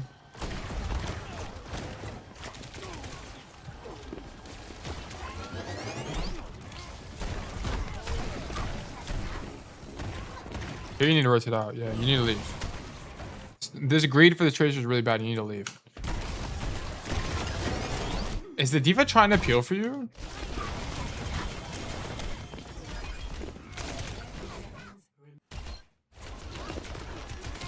You see what this Tracer's doing? This is exactly what you should have done on attack, by the way. Exactly what this Tracer just did. Because now, look, why does our tank explode? Because she gets baited by the Tracer. It's really good. Yeah. You walking for his Tracer is really bad. You should just be kiting here. Now you need to die. I would just like to die here. You should be... I wouldn't be fighting any of this. I would have just walked off the point and go to cart and try to trade out and die. You need to die.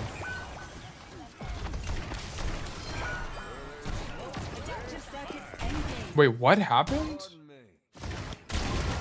Okay. So, our diva dies. Oh, she gets rezzed. I didn't see that. Okay, that's my fault. She gets rezzed. Never mind. This is fine. This is fine. I actually don't mind this. And she dies again. That's so sad. Where's dupe? I don't mind the deadeye at all. I actually think it's fine.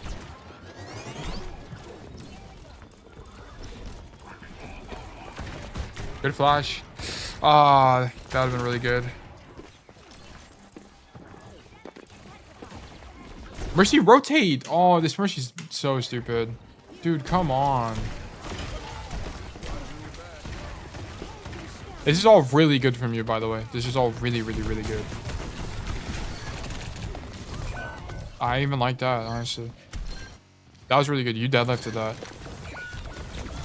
Unfortunately, we don't win.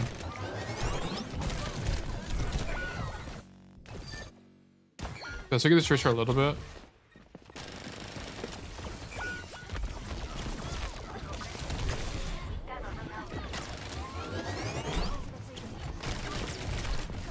Tracer's fine.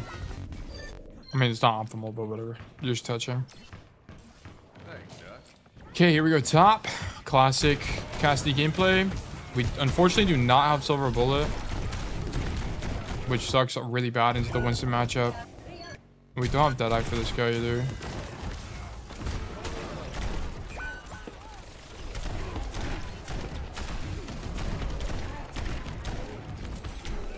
Yeah, it's not really a way to live that. I think going top right is correct too. Alright, alright, alright. Going right side, force the Tracer out, perfect. We live the pulse bomb. Unfortunately don't get that kill.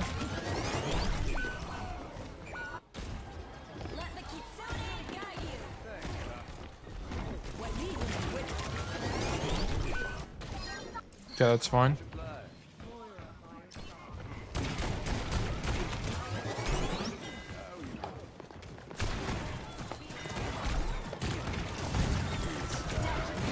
Okay, here you're too early. Here, I understand the idea of this play. Oh, I guess your Diva's in and your Bastion's here. I guess it's not too bad.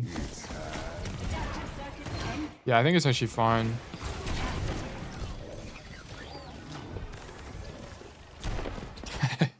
Bastion looks so silly on point. Shoot the Ana. Shoot Echo.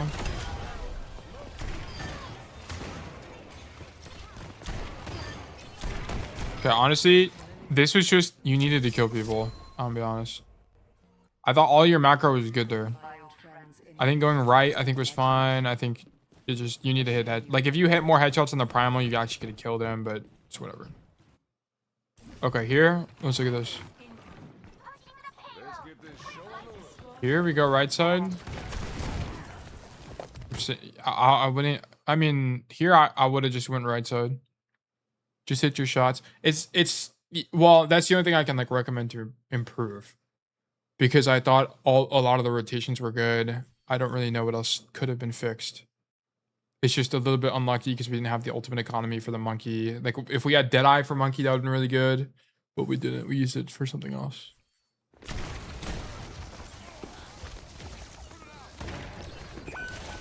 Okay, so here, why are we doing the same thing? I understand they're playing dive. But this is not it. What are we going to be able to do here?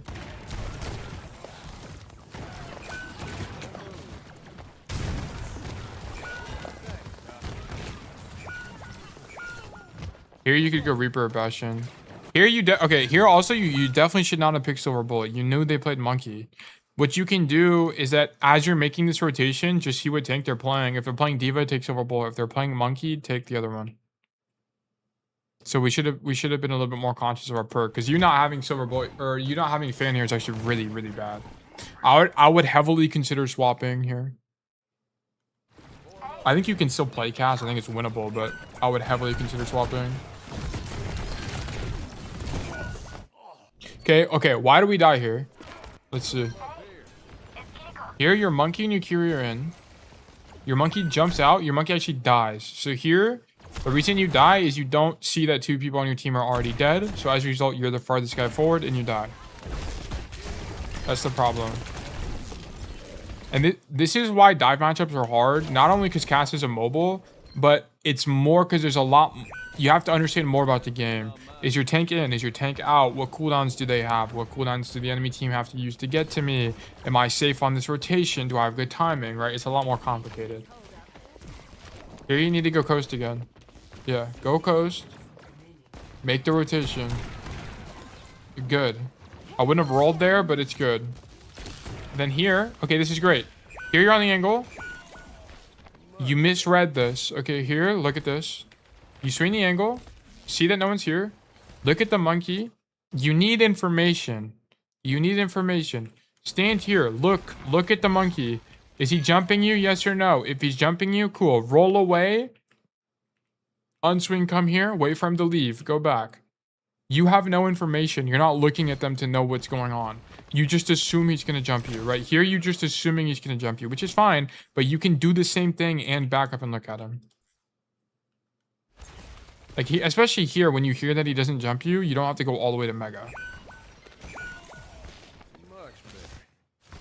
I think this is also listening. Like, if you're listening to music, you're not going to be able to read this correctly. Because you should hear there's no sound cue of him jumping you. So he's not there. But because you're listening to music, you don't actually catch that he didn't jump you. So that you just waste 2 seconds here for no reason. 3 seconds here for no reason.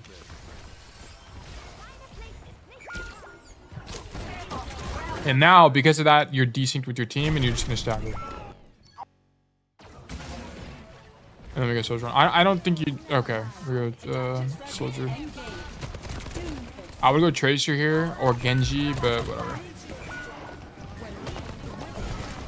Okay, I'm going to be honest. You didn't do anything at all on the last attack. And you just don't know how to... Like, you're just not playing that angle correctly. you're not playing the first angle correctly. You're not baiting the dives. You're not using sound cues properly. You don't have information. So you just do it blind. There's a bunch of different issues at play here in Montana. But I hope you can see like what the... I need to stop saying like. Jeez. I hope you can see what the issue is. And I hope that was helpful for you. And this angle that's here is applicable for a lot as well. A lot of Overwatch works like this, taking angles against dive in particular. I understand the dive matchup better. Okay, that's great. Just got back. Was this the same replay? Yeah, we just finished. He did take 2 weeks off. This isn't really like a... Okay, here's the thing. Even if Montana took breaks, I can tell you this has nothing to do with Montana being on break. This is everything to do with Montana not understanding the matchup, not understanding the map, not understanding why baiting rotations is good. This has everything to do with his fundamental understanding of Overwatch and basically nothing to do with him being cold. Typically, when people take breaks, it's more they make more stupid mistakes, like they accidentally roll into a wall, or they accidentally, or they just miss shots or whatever. Was there some opportunities where Montana missed shots? Yeah, there was like 1 or 2 kills, or there was 1 or 2 kills where he just missed because he, whatever. But who cares? Like, I don't really care about that. I care about helping you guys get a better fundamental understanding of the game, and then if you do that enough, you'll have the mechanics you need to rank out. But yes, this looked losing, Montana, unfortunately. Your first looks very losing. Breaks impact mechanics more. No, yeah, that's exactly what I'm saying, 65. It's like a mechanics thing normally. It's not like a... Sometimes you have to, especially after patches, sometimes you have to get a better feeling for when you're going to get engaged in things. But this is exactly why... Someone just posted an Overwatch League video. It was Capitology posted a video where it was like, oh, why are Overwatch League players so good at the game? It's because they have a really good fundamental understanding of Overwatch. They don't need... The mechanics are such a minor component of the game. You need to be able to make the correct play 90% of the time. And then if you lose that because you lose... If the play fails because of mechanics, that is exactly what you want to be. But you want to make the correct play 90% of the time. Hey, on that right Dorado flank, how far do you push up the stairs? The disengage always feels messy for you. Okay, look. I will demonstrate how to do this. Here's how you do it. We're going to go into custom games. We're going to do maps. I think it picked Dorado, but we're going to do this just in case. And then we're going to do settings, heroes, general, cooldowns all the way. And then we're going to move me to attack. And then we're going to boot this thing up. Okay, let me show you this and then I'll read what Montana said. Okay. So here's how you do the rotation, guys. It's really simple. You're going to come here, door's gonna open, attack. Alright, I forgot what Athena says. Attack or something like that. Okay. You're gonna not roll, you're just gonna walk. You're not gonna roll. Just walk out the door. You're going to look top left to see if there's a tank there. It's going to be a diva or a tracer, whatever. And then you're going to keep walking. A diva, Genji, monkey, whoever's there. Doesn't matter. You're going to walk all the way over here. And then if there's a tank there, I normally just shoot the tank. I normally just stand here and shoot tank until the tank leaves. Okay. So I'll be here. I'll be a bang, bang, bang, bang, bang, bang, reload, whatever. And then you just read their posture. Okay. If they're looking at you, you can stand like here, something like this. Don't go all the way up here. Just play back here. You just want barely enough to be able to see them. If you need to, you can play further back here, and you can also see. You just do less damage. Okay, that's the only thing. So stand here, and then if they dive you, cool. You're gonna walk backwards and roll this way and leave like this. And then if you need to, you can back up even more like this. Okay. But what you want to keep in mind is that if you get dove, don't do this. Don't do this. If you don't have to. The problem with this is that now you're stuck. And if they push you, they can just rotate like this way and block you from leaving out this way. And then you die even with Mega. It's more about being out of reach. You want to be out of reach from the enemy. So here, if the diva walks on you, okay, cool, you're going to leave. Back up like this. Stand here. Wait till you hear the diva leave or go do something else. Then you come back to the angle. You can even roll to the angle. Because you know it's safe because the diva just left. So that's how you play the angle. This game's issues were mostly understanding, but the understanding required is a lot more weird and elusive IMO. It used to be don't roll forward and stand here. Now it's a lot of small fundamental going wrong. Yes, exactly. So Montana, the reason, so stopping rolling forward and stuff like that is the mechanical component, and you're a lot better at that. You're not really rolling forward. You're not dying because of stuff like that. Now, if you can clean up stuff like this, you will deadlift games every single time. This is a fundamental component of Overwatch, right? And what you need to understand here is that you have to understand that this angle is good, trust that the angle is good, and that you just need to live. Just live. And this is why what pro players will do is they'll play this angle. If you ever think about like, dang, how are pro players never dying? They have like 4 deaths per 10 or 6 deaths per 10 or whatever. It's like basically nothing because they'll come to this angle and they'll live. They'll live even at the cost of downtime, and then they'll just go back. They're really good at doing that. If people in height contest, you do insta rotate. Okay, if there's someone here, normally what they do is they don't fight you here. Like if they're turning around and fighting you here, you should duel them because this is really stupid. You should just duel them because if you need to leave, you can just roll and grab Mega. It's fine. It's not a big deal. Like this. But if they're in this door frame, you just have to poke them out until it's winning for you, or you have to wait till your tank dives, and then you have to time it with your tank. It's going to depend. Like, it's going to depend on what the enemy team is playing. If they're playing a Roadhog, if there's a Roadhog standing here, you just have to fan him, like maybe roll, fan him again, run away. Like, I don't know. It's going to be different. You have to, at this point, you need to evaluate based on the unique situation what you're supposed to do. I can't tell you everything. You have to use your own skill set to determine what to do from here. But I can tell you with 90% certainty that up to this point, it's like basically you play this angle basically the same way. How did you work on fundamentals? Getting into that mindset of I shouldn't do this because of X fundamental. So this has been more of the way I explain it now is more because I've just been coaching Cassidy so much that I can clearly see when it's a fundamental issue and when it's a I can tell you like. I can tell you what archetype of issue something is 90% of the time. Is this a staging issue? Is this a map knowledge issue? Is this a mechanical issue? Is this distance management, right? So on. You can kind of see themes in someone's gameplay. I'm just really good at recognizing that. So when I tell you, Montana, that this is I forgot what I was saying. It was in this case, information or something. I don't know. But when I tell you that, it's how you should think about it is, okay, let's say okay, Hubris is a good student that I'm going to pick on for a second here because he's my friend. Okay, so Hubris is someone who actively is trying to get better at the game, and he has an issue with distance management, okay? And what do I mean by that is when Hubris is in a matchup, so let's say there's a Roadhog standing here, what he will do unconsciously is he'll shoot the Roadhog and walk forward for no reason.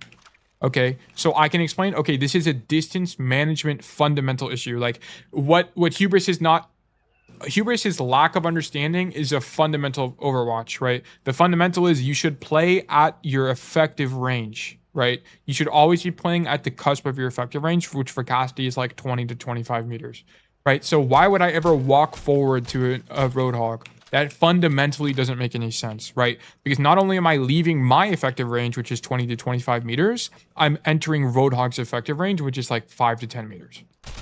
Okay. So that's a fundamental issue. And how my approach to coaching, right, is I always want to address the root cause of the problem, right? So, and I'm not always accurate at picking what it is, but, you know, I have some level of confidence.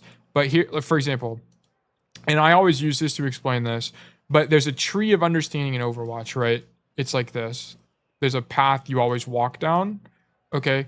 As you guys evaluate your gameplay and you are not that good at VOD reviewing, these are the outcomes. Let's say this is outcome 1, 2, 3, 4, 5, 6, 7, and 8. What you guys will try to do is you'll look at, let's say you took this path, right? You took path this way, and then you went this way, and then you went this way in a game, right? You made this set of decisions. You are going to think in your head, oh, I think 3 is the incorrect decision. I should have done 4. Okay. But what I'm going to tell you is that no, actually, all of this is wrong. You fundamentally don't understand that you need to take this branch and you should end up at decision 7 because fundamentally, because of how Overwatch works, 7 is generally the better play.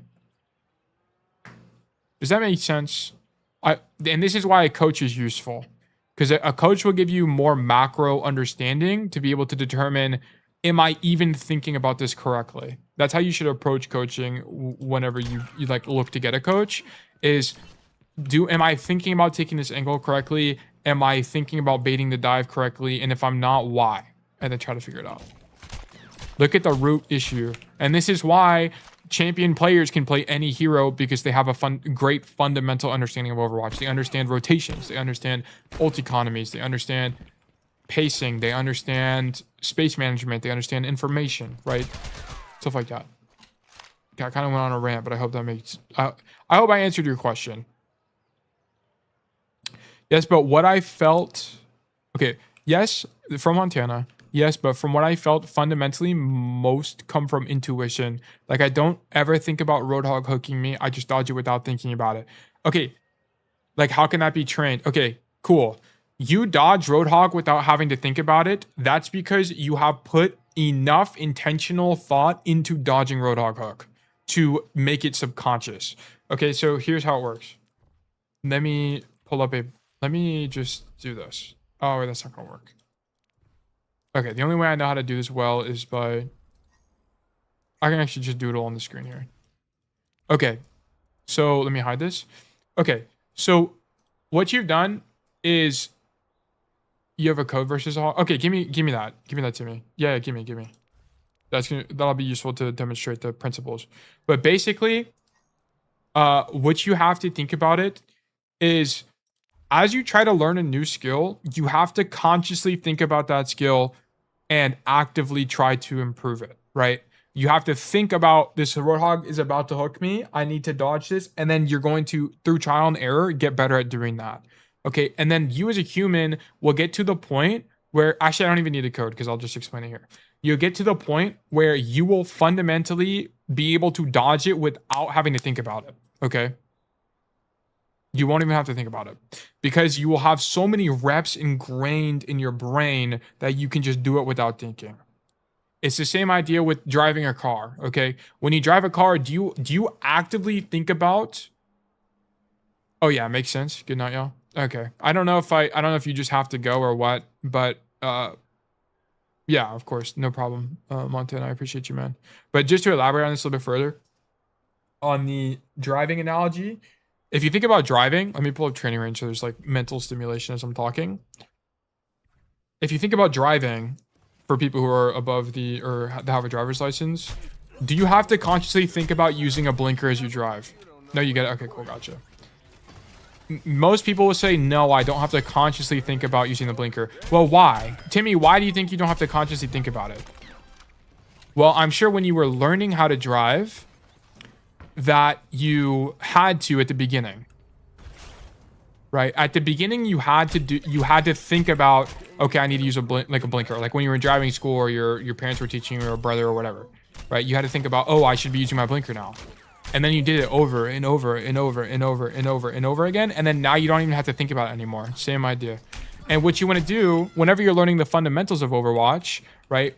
Distance management, for example, you need to consciously think about how far away am I from the target over and over and over and over again until a point where you don't make the mistake anymore. That's how you do it. That's how you get better at the fundamentals. Is you consciously think about that rule over and over and over again until it's better for you. Like angling. If you don't understand the idea of angling in Overwatch, as long as you think about it consciously, you will fundamentally, or you will consciously get better. You will start to unconsciously apply the principle, and it will clear up mental space for you to think about other things. Bro, in the US, anyone can drive. This is true. Take his license away. Yeah.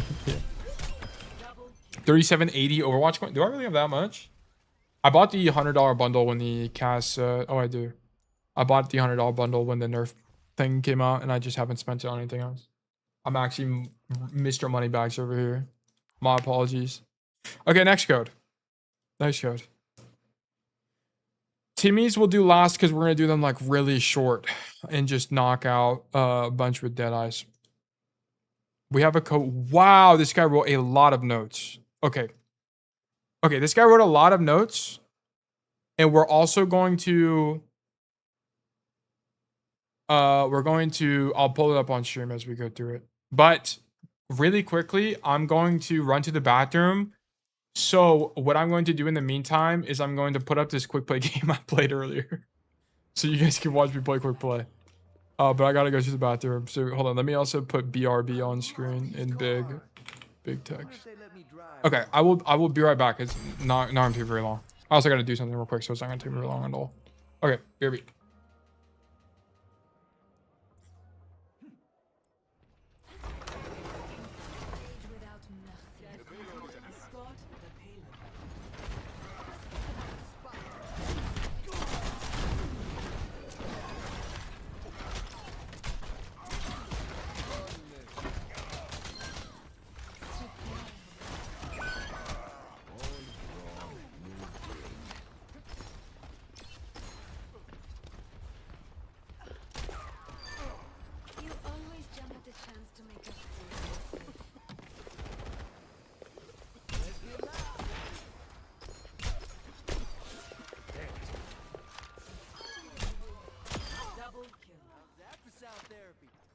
Come to me for heals.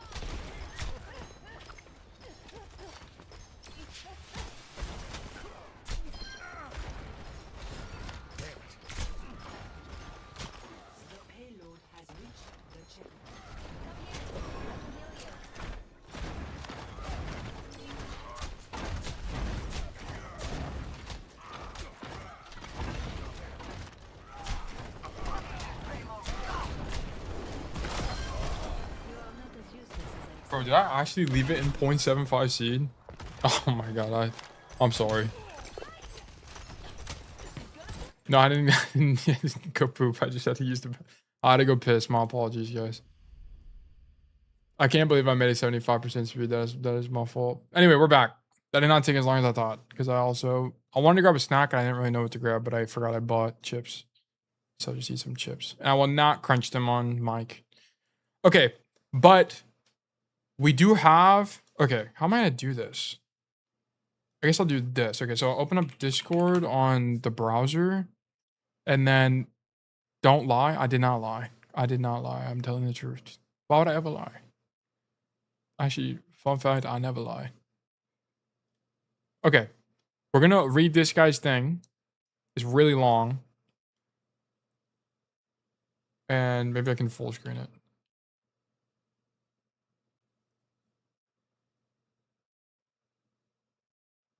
How do I want to do this? Okay, I got it.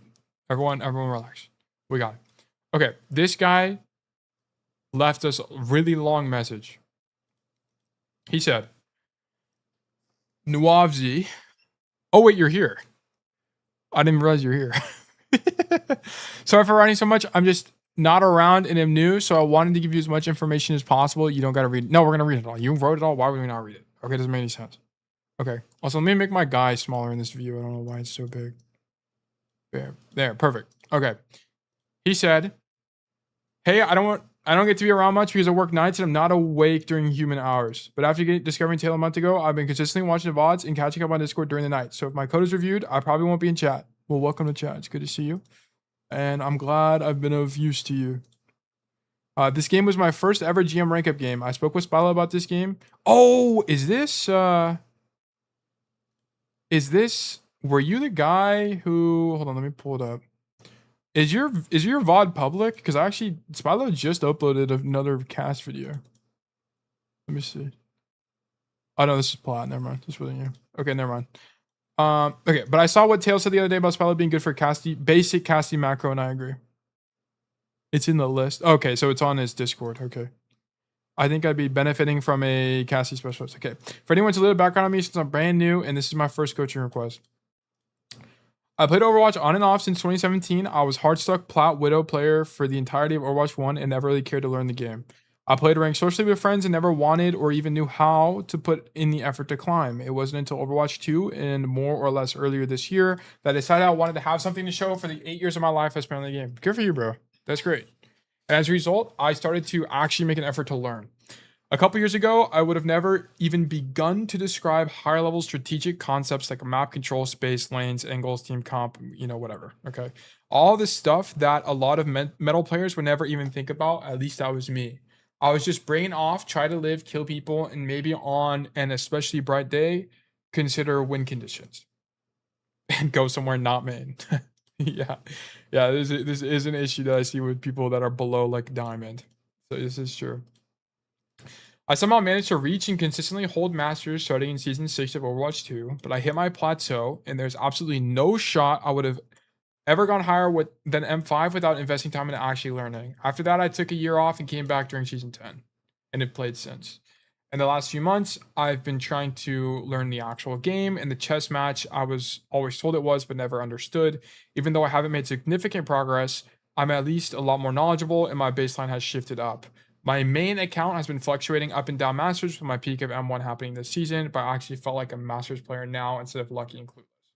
Yeah, that's one thing that'll happen. As you learn more about the game, it'll give you more confidence, right? And what you want to do as you try to get better as a player, which I think you're starting to understand, is you want to raise your skill floor. So what ends up happening, oh, it's like bugged. I'll explain this concept later, but what you want to do is get as high of a skill floor as possible and go from there. And you always want to evaluate yourself based on your skill floor, not your skill ceiling. Can I send a YouTube link or is that a ban? It's on Spilo's YouTube as just unlisted if you want to. We can actually, I think it might actually be interesting to go through some of it. I don't want to obsess, but I do want to go over some of it to kind of give you some opinions as well. Drop it in the Discord. I don't think it'll get you banned, but drop in the Discord and then I can go from there from it. And ping me also when you do that. And then, well, I actually feel, okay. Thanks for taking the time to read, and I hope I get to know and interact with everyone a bit more after you get off shift. Just in general, yeah, it doesn't matter. Not a big deal. You're not gonna get banned. I don't have anything in there. Okay, cool. All right, let's take a look at this. I'm gonna have to move it to. Oh, you also play Ash. Okay, well, I would recommend you not play Ash because Ash kind of sucks right now. Let me move to Firefox because I have it set up on Firefox more than I do on Brave. Oh, I do have ads though. Guys, Slim Chickens. Go to Slim Chickens in Stillwater, Oklahoma to get your free chicken or something. Okay, you are gonna hear your own voice, so just keep that in mind. The control over here. You could deepen, but you could get isolated here. No ad block is crazy. I don't have it on Firefox. I don't know why. Well, okay, the reason I'm using Firefox is because I used to care about like not doxing myself, but I really don't care about doxing myself. I'm gonna be honest, I really don't care. People can know who I am. So I like moved to use this only for streaming. Also, why is it lagging?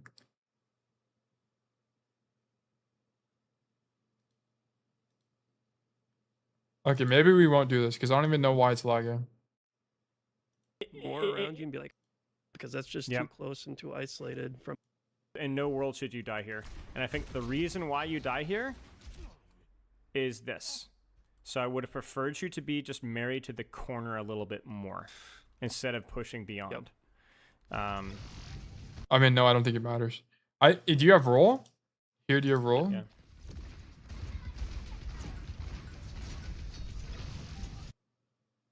I mean, it's perfect, here you right? just walk out of the That's door. just a I don't know why you situation walk where forward at in all. no world should you die here.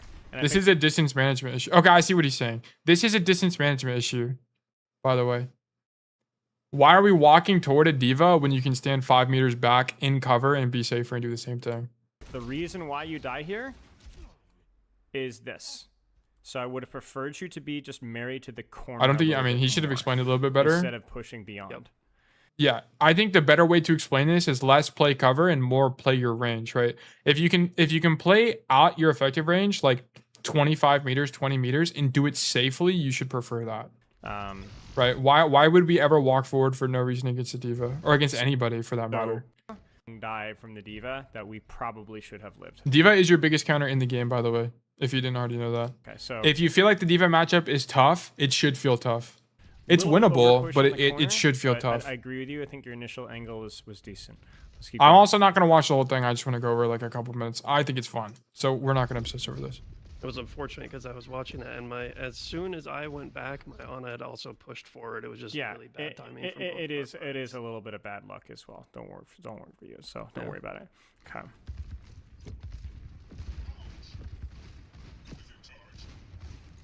Here you're too wide. So you're thinking, so this positioning is fundamentally wrong.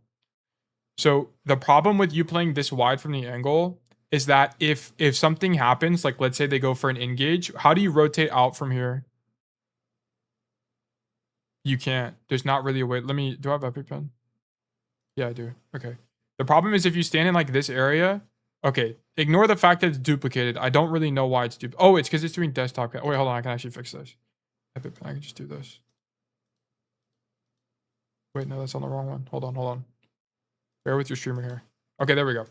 If you stand like here, for example, how do you if they engage, how do you rotate out? There's no way to rotate out. Like these rotations as Cassidy are just way too slow. So you're playing this fundamentally incorrectly. Like what you should be doing, this is a distance management issue. Okay? So where you would need to play is here, and then you just poke the angle, and then when they start pushing you back up this way. That's how you would play this. So I wonder how Spilo explains So it. normally against a more ground team and less dive, I would probably be trying to poke inside building a little bit more. But with Diva and Genji, I'm so scared to go in there. So this is what I was talking I about. wouldn't do this at all, to be honest. I think it's too close. I mean, yeah. You know what? You're actually right. You're actually right. Comfort zone based on The the matchup makes it on the awkward. map, because that's just too close and too isolated from my supports for me to feel comfortable going for that. So is this, even though it's basically main, is this appropriate? Well, that's the problem. Is you've not solved the problem quite yet. You've addressed what you cannot do, but you've not addressed a solution. So the problem is that you're basically main. Okay, well then can you at least get a sight line? Yes, Mr. Spilo. Yeah, well, definitely not from where I am. Where? based Fix on it. where they are. Fix it.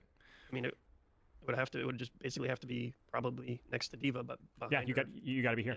You got to be. This is wrong. This is 100% wrong. I don't think this is good at all. I think the problem with standing here is that you're playing into dive. You're playing into a Diva Genji. I mean, it's less of a full dive, but a part dive. The problem with standing on this angle is if you get pushed, how do you rotate out? You're all commitment on this angle. You will never see a pro VOD of a Spilo standing here. Or a Cass standing there. It doesn't make any sense. It's too extended. The rotation out is so far for Cass. You can't rotate out. There's not a way to live. So if you're playing this angle, you're committing to the angle and you're betting you're winning, which is only good if you have like deadeye, which we don't. We're 50 to deadeye. So I don't think this is a good angle. I think the idea of the angle is like, I can understand why Spilo would recommend this angle, but this is like, he thinks you're Sojourn. The Sojourn would play this angle because she can slide out and it's way safer for her, but you're Cass and you're against a Diva, you're in the Diva matchup. So I would never recommend this angle. I would always recommend this angle and just back up. It's way safer. If that makes sense. probably next to Diva, but Yeah, behind you got to be here. Yeah, I don't Gotta think be. this is good. Yeah, you got to be. So this is your only option. There is no other option outside of hiding and doing a really silly late flank like here. Yeah, you could right? do this That's as your well. only option. But I wouldn't do it in this matchup.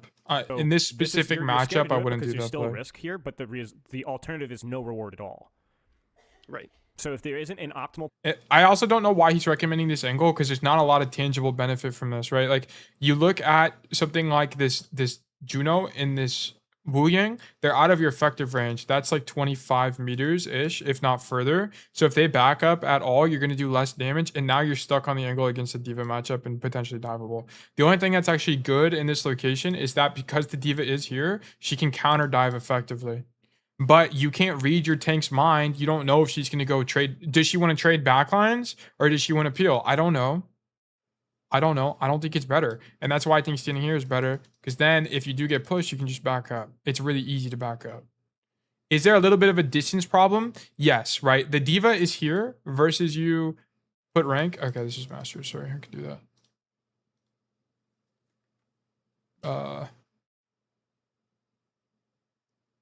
Why is this not changing? No, that's not it.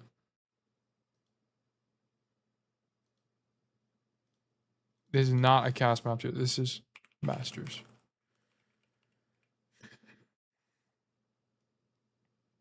I think I'm just playing scared of diva most of this game, so I'm trying to maintain distance. Okay, but you don't understand how to play against it, right? Because here's the thing, right? You're playing against diva. Okay, this is literally exactly what I was about to explain, which might give you more insight into this. Because here's how you have to look at it. This map sucks for cast, but I'm an OTP. I think it's pretty good for cast. So you might give me Runasapi codes to me. I think this should be pretty... You should be winning on this map, in my opinion. But, okay, anyways. Going into the diva matchup. The reason you also want to play this corner, right? You're just going to AD the corner. Like, you're just going to peek and unpeek the corner over and over again and just shoot people, right? Shoot this Reaper. Shoot whoever you can see. It doesn't really matter. Just shoot whoever you can see. And then if you do get dove by diva, right? She has to commit around the corner. And if the diva commits around the corner, what happens, guys? She LOSs her supports. So what you do is you just rotate even further so that she LOSs her supports even more. So she's not going to get healing, which means that your team can capitalize on this and do something. You just need to live. That's all you need to do. You don't need to kill her. You just need to live. Because then your team can do something, right? Because then if the diva pushes on you, now she's not in main, so our diva can go backline or something. I don't know. I don't know what she's going to do, but she could do. She now has the ability to make a play. But that's why it's better. Like it's an LOS issue with supports. If she goes around the corner, the diva's overextending. Position, then take the okay one and do it confidently and play it perfectly. The reason why the reason you died to the diva the first time had nothing to do with diva countering you. It had everything to do with you not understanding the fundamental of distance management, right? Which is, why are we walking towards somebody when we're already in our effective range and we're already in cover? Why would you walk toward them? Doesn't make any sense. Push cover a little bit. And even then, it was still a fine position to play. Don't worry about it. If you play here and your supports play halfway decent and you play slightly better, you'll win, or you'll create an opportunity for your team to win the fight. This is just wrong. Unfortunately. Yeah, you're right. You can't go in here. You need to hold here. And this is why you should, whenever you guys listen to Spilo, I think Spilo is a fantastic coach. I've gotten Spilo coaching. I think he's great. But I think for as he was saying when he wrote the request, for Cassidy's specific positioning, Cassidy's specific knowledge, take it with a grain of salt and listen to my content instead, just because I'm more of an expert in this. Whose code is this? This is Nuav's, or he's also CleanLaundry in the code. Nua or... And you just his. Okay. Yeah, absolutely. So this just gives the enemy team... Like, look, this is actually really good for you, right? You played closer to the angle I was talking about. They take the corner, you unswing. Cool, you just have infinite pressure just hitting them and shooting them. Like, this is fine. Is it winning? No, but you're playing against a comp that's going to shut down your playmaking, which is, and this is why diva counters you so much. It's because how do you playmake against diva? It's really hard. It's really hard. You can do it, but it's hard because she can just mark you and you die. It's really, like, it's really way too much time. And so now we're kind of in a train wreck here. Yeah. Thoughts?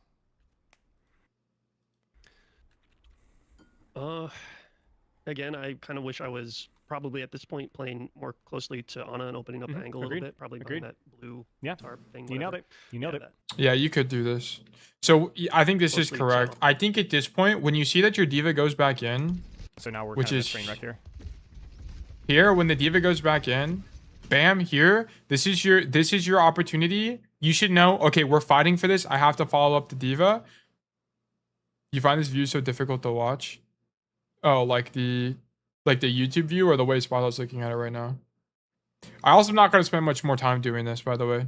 We're about to wrap this up. I just wanted to look at this a little bit to give you guys some insight on like how I would have you guys approach Spilo videos. But anyway, how you should look at this is the diva goes in, the little icons rather than the player. Oh, I see. Yeah, I also don't really like this that much. But once the diva goes in, you need to match her intentions. Okay, this is another fundamental Overwatch. Match your team's intentions. Okay, so here you need to be taking space. So here, either play the hot dog cart, or if you have the time to go wider. And play like back here. But the problem with playing, like, you just can't play in this area against this particular enemy team comp because you're getting countered by diva. You can't play in this space. So you have to figure out, okay, do I need to play the hot dog cart? Do I want to play Ana? And then weigh out the benefits. I don't think either one is probably good, but you have to match your team's intention. Thoughts? Again, I kind of wish I was probably at this point playing more closely to Ana and opening up the angle a little bit. Probably Agreed. behind that blue Yeah. tarp thing. You nailed whatever. it. You nailed Yeah, it. that. Okay. Yep, you got it. You got to go, though. Like, you got to go now. Because we need to be here to mark this, and we need more pressure on main or from here I think the Reaper mark is just coincidental. as well. Need to go. I wouldn't have worried about that. You see, you're getting surrounded, right? Like, it's like we haven't really committed to a lane. And it's due to, I really think that early death really ruined you, because it was partially, like I said, a mistake from you and your supports, and now you're too scared to take it much good of an angle, and it's just a huge problem. Okay. I don't mind this noon. Creates a bit of space. The problem is that we just have not had enough mid-fight pressure The whatsoever. Deadeye's fine. Yeah, I should like the Deadeye. I wish he showed the first person POV though. Oh my god. So Yeah, we'll watch one more fight and then we'll watch the actual VOD. Oh well, maybe it's a bit of an int. If we can push that back, maybe.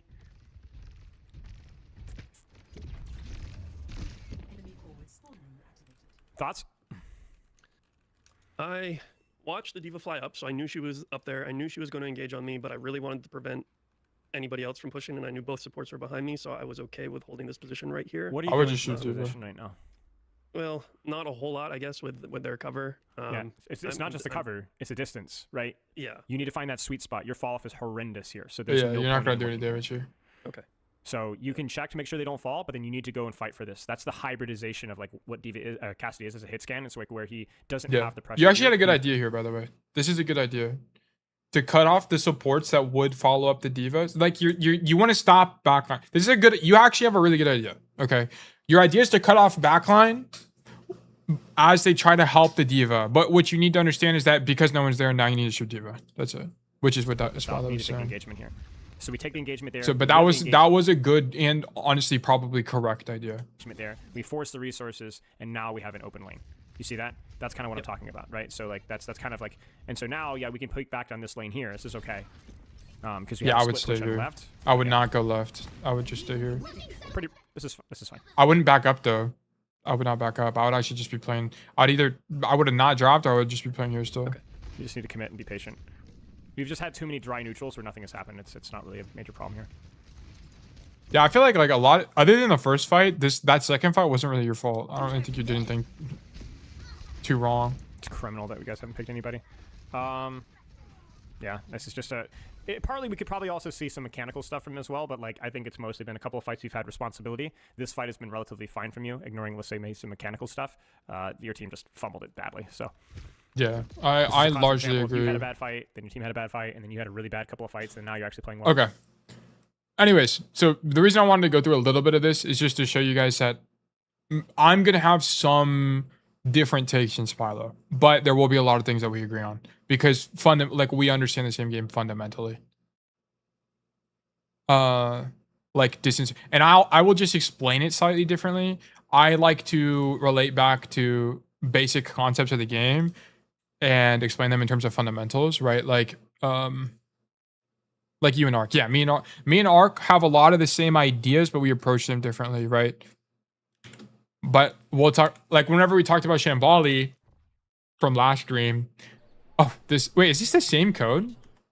Wait, is it the same code? Wait. Okay, I don't think I realized that it was going to be exactly the same code. Okay, wait, that's actually hilarious. Okay. Okay, wait. Okay, it is this. Okay, wait, hold on. We're actually... Okay, do you guys want me to watch it individually, or do you want me to watch it with the Spilo one? What do you think will be more helpful? I wanted a second opinion from a specialist. Okay. But do you want me to do it individually, personally? Okay.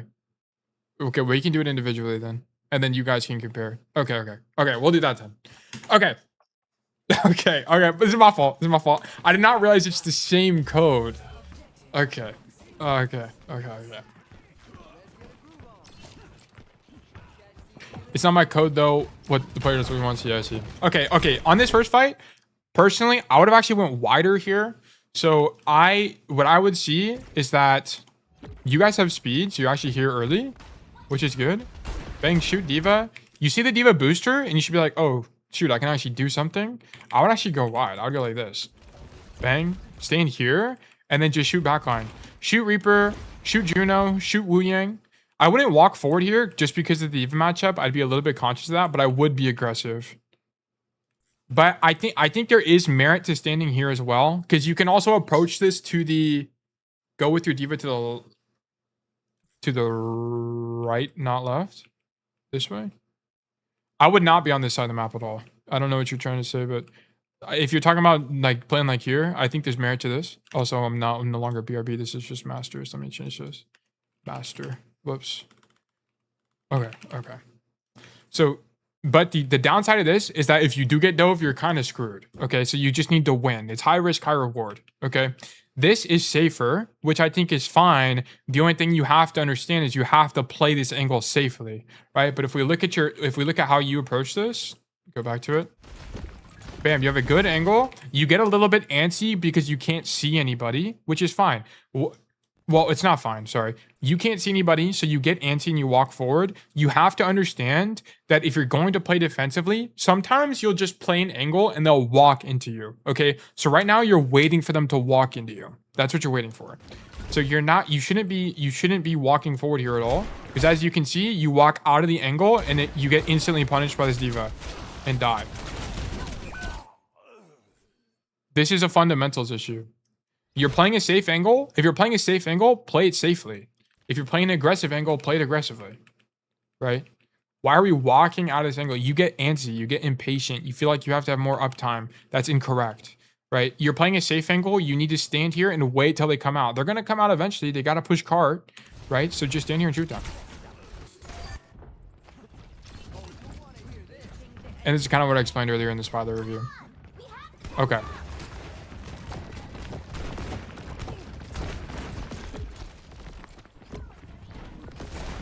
Here, this is fine. It's actually really good spacing. Here, you're waiting for your team to take space, right? Your D.Va's taking space. Perfect. Now we drop after the D.Va hits the corner. And then here you play wider. I would actually be tighter to the angle. I'd be like this, like here. Am I in D.Va dive range? Yes. Okay. But it's the same thing I was explaining earlier. If the D.Va dives me, she's going to be around a corner with no supports. So there's an opportunity to win. And then but it's not like I'm committing to this, right? I'm anticipating the D.Va dive. You just have to anticipate it. If you're reacting to the D.Va dive, you're going to die. You need to anticipate that it's coming for you and then roll out accordingly, okay? That's the only thing, right?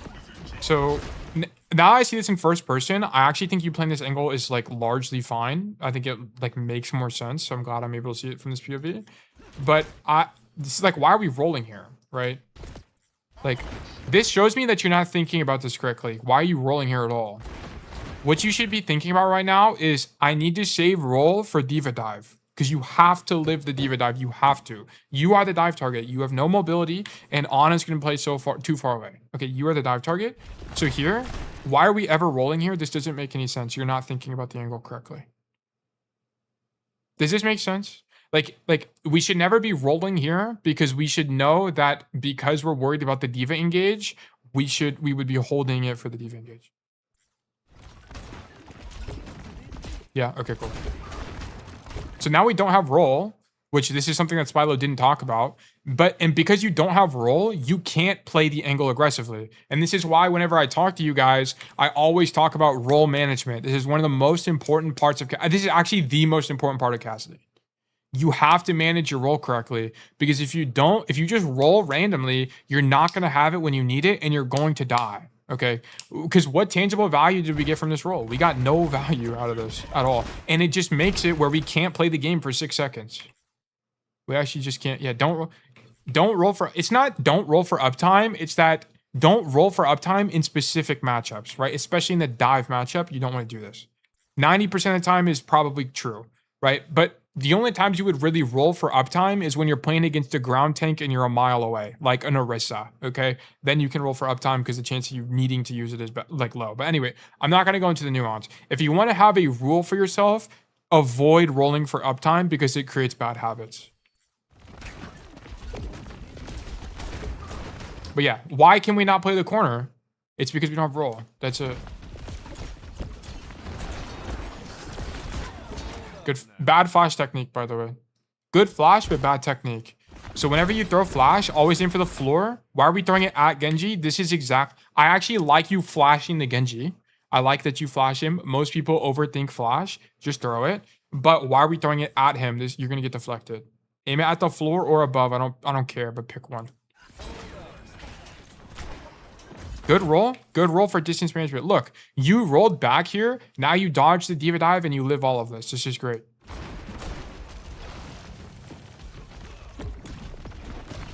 Match your tanks intention. We go wider. It's just sick.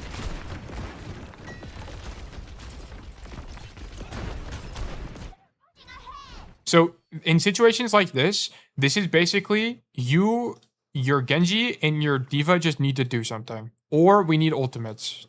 Like Nano. This isn't really like a you type of thing. There's nothing you can do here. You need your team to do something. Good kill. This is an overperformance, by the way. Good kill. That guy should never die, but that's good.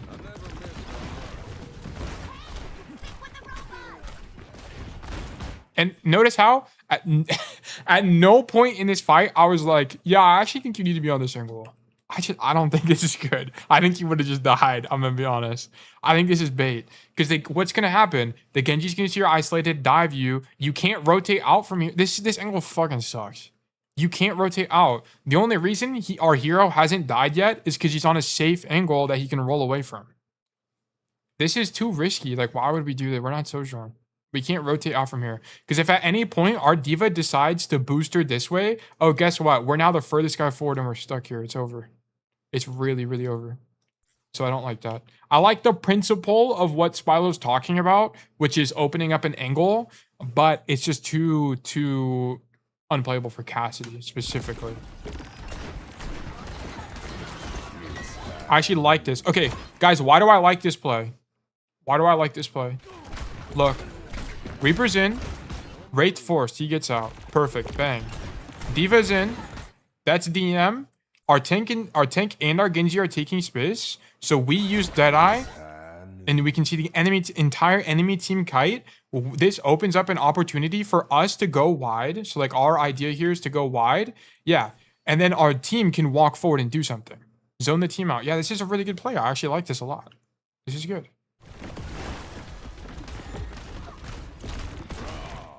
Okay, you get robbed here, unfortunately, and our Genji trolls. Our Genji should just run it down main. I don't really know why he goes in the room, but whatever. This was a good idea from you. Really good idea. Like it a lot. And here we just hard kite. Hard kite. Why do we hard kite? Our tank is dead, so leave.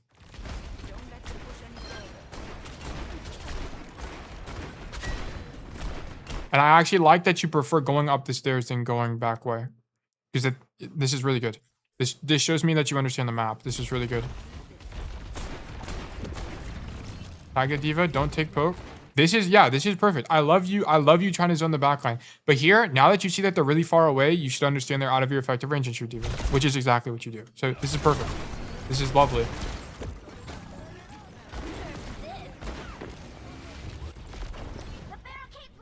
Here, I would just go back to this angle. Okay, so one thing on this map for y'all, this is bait. Okay, this is just turbo bait. Don't come here. Don't come here unless the cart is like here. And then you can get like only if you can get like a late flank. But this window is so fucking bait. The problem with this window is like to shoot people on the floor, you have to step all the way out the window and your whole body's exposed and it can be really bad. It's also just really awkward hit shots here sometimes. But also here you get outranged and it's just really easy to die. Because also you have to keep in mind, if someone's in this point, the only person they can shoot, if they're like in this area, the only person they can shoot is you. So you're always going to get focused. All these people are going to be out of their range most of the time. So I think the window is like bait more often than not. shoot these guys. Yeah, dropping here is not good. I would just stand on the staircase. Because the problem here is like, yeah, now you can't go back on the staircase. You're stuck on this wide angle. But being here is correct. Being on this angle is 100% correct. And this is good distance management too. I actually liked it. In the third person POV, it kind of felt like you should have walked forward a little bit. But now that I actually see in first person, this is fine. I actually like this a lot. This is a good roll because you know you're not going to get dove in this amount of time. So it's fine. I actually don't mind it. But you should have avoided. But what we're saying, by the way, is you should avoid rolls like this because it builds bad habits. Right. I think it's fine if you like consciously recognize you're undiveable, but you can kind of see how this can build bad habits if you just get used to rolling for uptime, because sometimes you want to count for diva dives and stuff like that.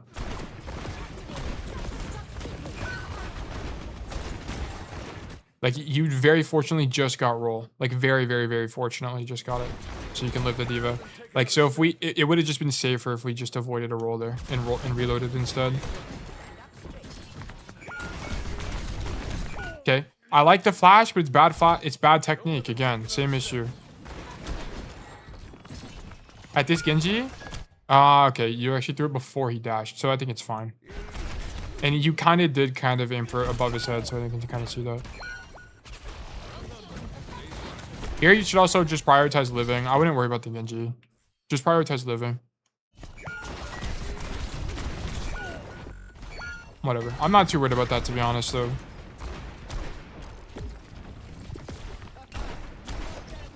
Nice shots. Here, I would just play main. Good awareness. Really good awareness from you. I love this. Here, I would use this opportunity to look for a deadeye, by the way. So here, when you see the Reaper come through, okay, one thing to understand is sometimes when you play the game, you need to understand, are there any ultis I need to save deadeye for? Normally, the only one is primal. So if they're not playing something like Winston, you can just kind of use deadeye for whatever you want. So here, whenever this Reaper comes through and this happens, I'd be like, okay, is there a way I can set up a deadeye here? Yes or no?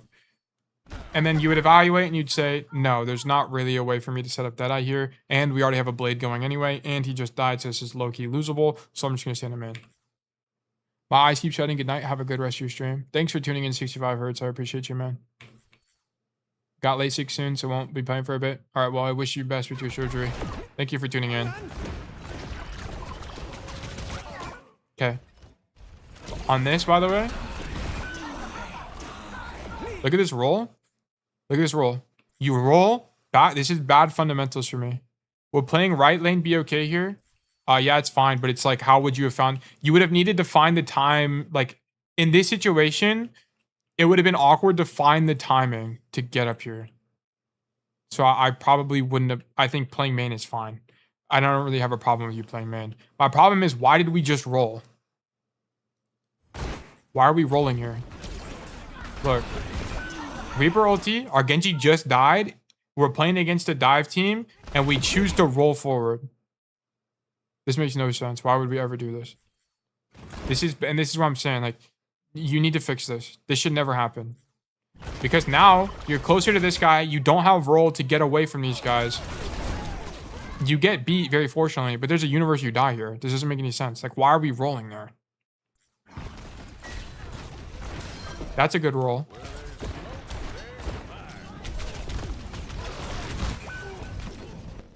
I think his diva death is whatever, honestly.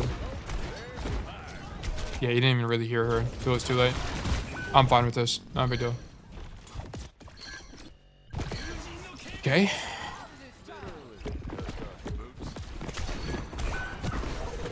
Good shots. Nice. Alright, this is where we turn it around, surely.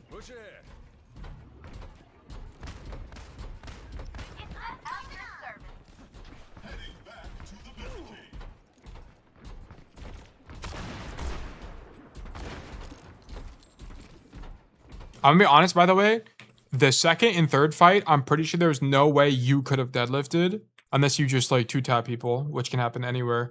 But the first fight was definitely your fault. The first fight was definitely, you should have never died there. Definitely your fault. But second and third fight, I think, has been your team's fault largely. I think you've played very well.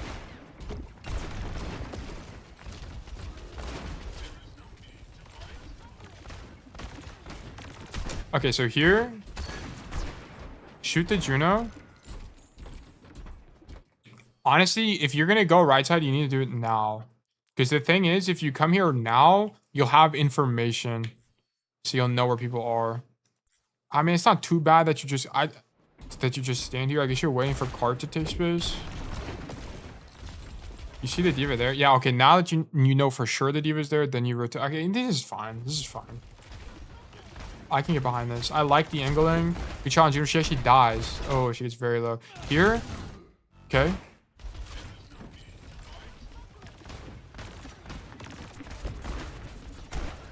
Ah, we don't hear boosters. And we butcher the roll. Okay, but this is what I'm saying, by the way, is because thank God you don't roll here for uptime, because if you at any point rolled for, I mean, it's kind of obvious you wouldn't do that here, but this is what I'm saying is why we need to save roll so you can live in situations like this. The only reason you live this is you have roll for like a little bit of distance and you get damage reduction, and it just barely saves you with the help of break to get out here. Like, we need roll. Protecting roll makes us live stuff like that more. That should have been silver bullet, by the way. If you have silver bullet, you should just use it. It's really good. It's just free damage. You heard the diva boost, so you should take space here. Yeah, get aggressive.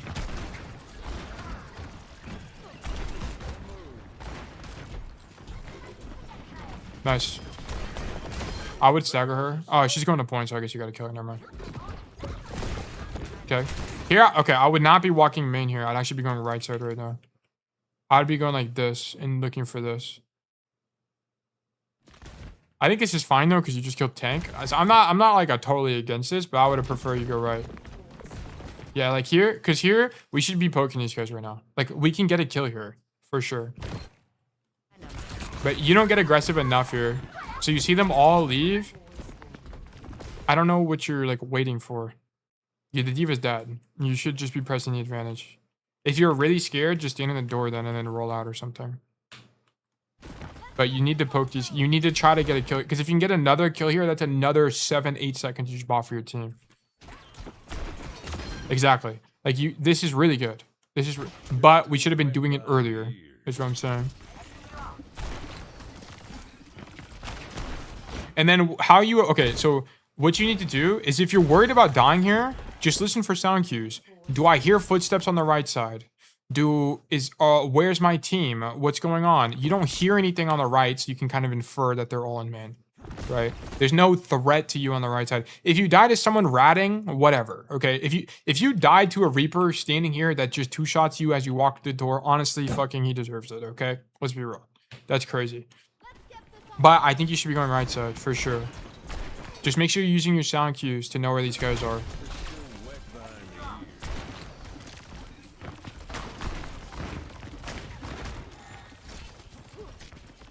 Damn, this is a long game. I guess it's 12 minutes, not that long.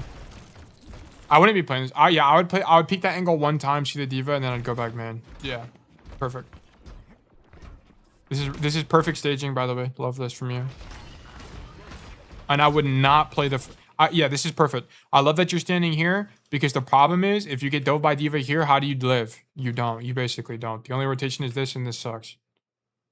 So you playing top here is perfect. I would do the exact same thing. This is how I would play this. Okay, so you see the diva's on the right side. Whenever you see stuff like this, you should be like, oh shoot, diva's on the right. Okay, I'm actually gonna drop and go main now. Just go to the other side of the map of the enemy tank. So here you should be walking main immediately. Like right when you see this, you should immediately be going main. Like, and I'm talking like basically right here when you see diva missiles, I would just leave. I'd be like, oh, she's on the other side of the map. Lol, I can just go main. And then I would go main. That's precisely how I would think about it. Like I would roll. Like you need to roll and take space. You need to get as far away from the diva as possible and set up your next angle. The diva is throwing by doing this. This play from diva is throw, by the way. This is really throw. This is really, really bad. Reason being is because now your whole team gets to walk in for free. It's so stupid. Look, why would you ever just do that? Flank is terrible. But now you're late and now you're stuck here. So you tossed this, unfortunately. you don't realize it fast enough, and now you have to do this deadeye, which sucks. I understand the idea of it, but if you wanted to do this, you need to hold it earlier, but he pops rates, whatever. But you didn't see the opportunity to rotate there. You got a little bit too safe on this angle.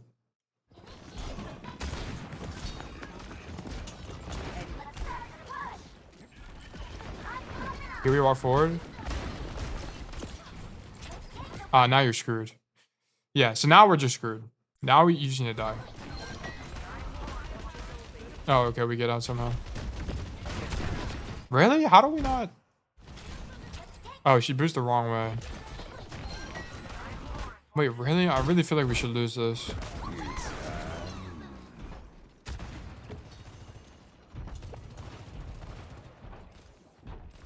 Yeah, look, our D.Va got no help at all.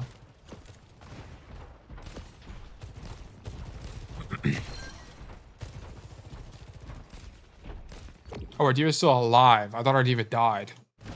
Okay, never mind. This is actually fine. I thought our D.Va died.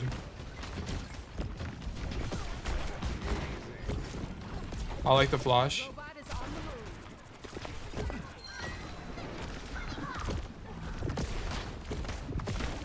It's all fine. A lot of Runasapi is main botting. It's a lot of main botting. So I think this is all fine. And this is why Cass is good on this map, is he's just he's like the best hit scan on this map.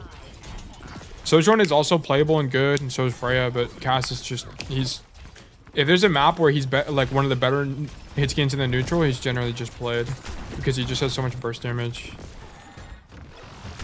Here, I wouldn't be playing on the floor. I'd be playing on top of the staircase. So here, I actually like you taking space like this, but just stand here. You're going to be doubled up with the Sojourn, but it really should be your Sojourn is playing this angle.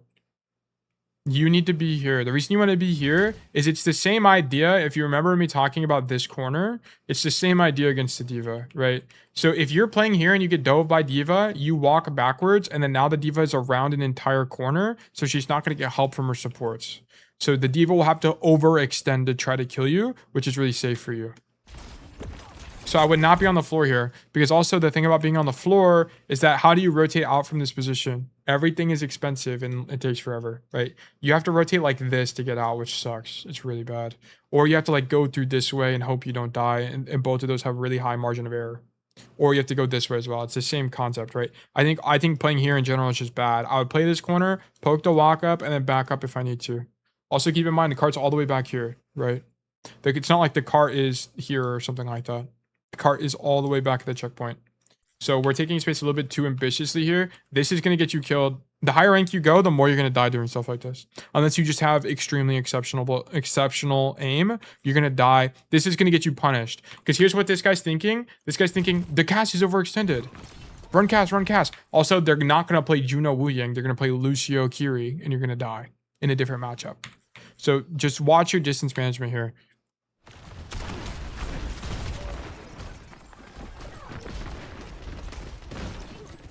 Bad roll. Why are we rolling? You're far away. Why are we rolling? Doesn't make any sense.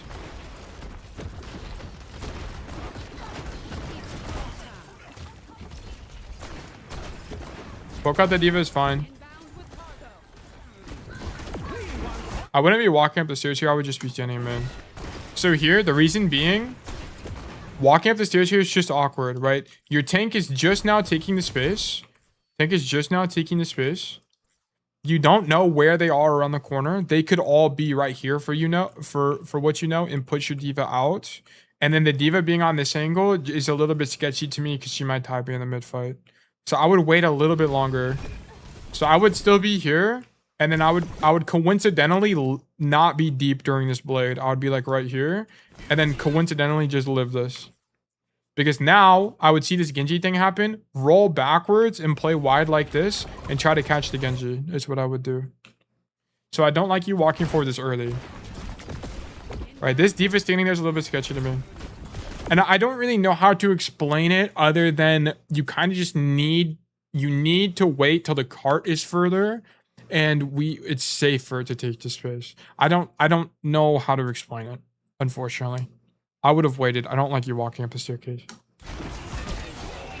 I do like that you don't roll in or anything. So you have roll here. But at this point... Okay, somehow we don't die in the mid-fight. Just an experience thing? Yeah, it's more of an experience thing. I don't really know how to explain it.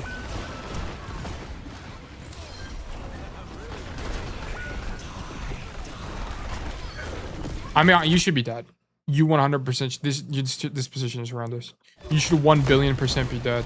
But the thing that's nice about this is because you're here, the Genji ignores you because you're actually behind the Genji. The Genji actually doesn't even know where you are right now. So he ignores you, which is nice. And the D.Va just tries to help the Genji.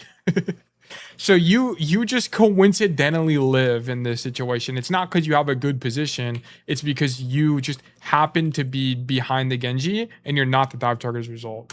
It's nothing to do with you positioning properly. It's everything to do with getting lucky.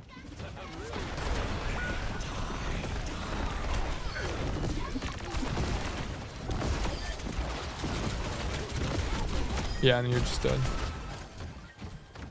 Wow, we win this. That's actually insane. I'm gonna be honest. You should not have won this fight. You should not have won this fight.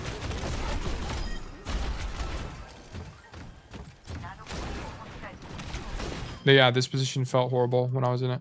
I mean, what I will say is that given the cards you were dealt, you played this almost perfectly, by the way.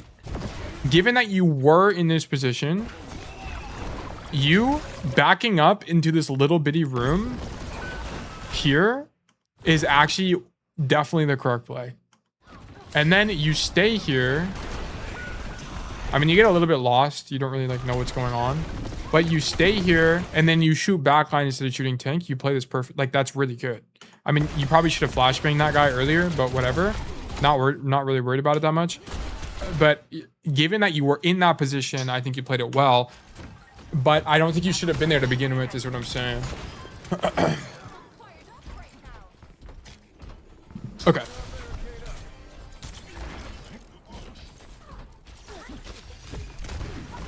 Here we go, right side. Here, I just wouldn't play on this side of the map against dive. Because the problem is, and it's the same problem, right? How do you rotate out of this position? What is the advantage of this position? It's really far away. It's really far away. Okay. But the disadvantage is that how do you rotate out? You have a mega and you have this, but also there's a wall between you and your back. So you're not going to get help. I don't like playing here. I almost never, whenever I VOD review this map, I don't think this area is good. I think it's bait. Stand here, shoot them, and then if you really want to, as they walk out of spawn, stand in this room and shoot them through the door and then rotate out. And then come back to this corner and shoot them from the corner. Or if you're going to play main, play in main, because at least in main you have this rotation, which is not that bad. It's okay. It's not that bad. But this is definitely not good. You're going to be isolated. You're really far away from your team. I don't like it. Don't like this position. I think it's either play here or you play in main like this with the idea of rotating back like this. Just make sure you save roll and you roll backwards, or play this angle, or play here in the room, poke the walk up, and then rotate back to this angle. Pick one. I mean, I think there's multiple ways to play it.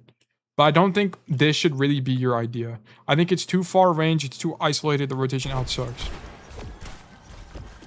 I'm not a big fan of this.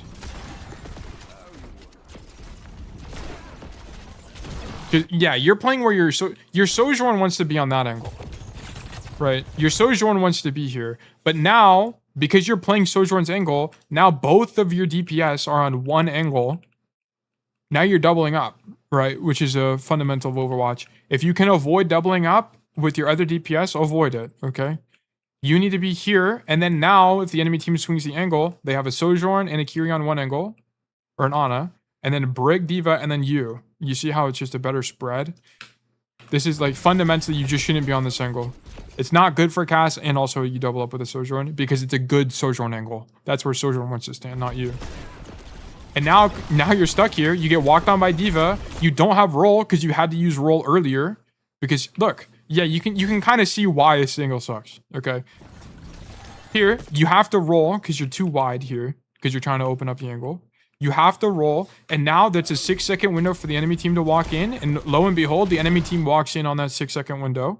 And then you have to use roll here. It's really awkward for you and you die. Exactly. We could have avoided the whole situation if you just stood here. So this is a staging issue. You don't know where to stand. Staging issue. For most of the push map, I just play cart. Yeah. Coliseo plays differently. Esperanza plays differently. On this map specifically, you just ride cart. Every other push map, it's not that good. And I don't mean like literally ride cart. But it's more main botting than you think. It's a lot more main botting. And it's not because this angle is like... It's mostly because these angles are... like this angle specifically, it's really hard to hold this space, especially when the cart's not there. Like, this fight's really hard to hold. But it's hard to rotate out. It's really hard to rotate out on this map. So I just don't like that position from you. And I would classify that as a staging issue, which is the nice thing about staging issues is it's normally one of two problems. Number one is you don't understand the map, which is a knowledge issue, which is something you can solve. Or it's number two, you don't think about staging in the middle of the game. But you obviously think about staging, so it's just a knowledge issue. So the next time you play Runasapi, you should improve because you won't play that angle. Which is like the best outcome. Staging issues are the best, like some of the best problems to have because it's like almost always knowledge. Here we play an angle. This is great. I love this from here. I wouldn't play. So in this situation, I wouldn't play here because it's just too close, right? The cart, we're not, if you think about when you're going to be touching cart, it's normally going to be like around here type of situation. So you want to play here. So this is fine. I don't really know why you... Okay, you see your team go right side. Okay, cool. If you saw your team go right side, then just swing it. Just swing it like this. Just be safe and just swing it. Right here, your surgeon's with you. Do you just continue going right, maybe? I don't think going right... I mean, maybe this is fine. This is fine. I'm not going to overthink this. I think this is probably fine. The way you play it. Use silver bullet, by the way. Just use it. Just quick show people with it. It's good. Okay, you get dinked from across the map, unfortunately.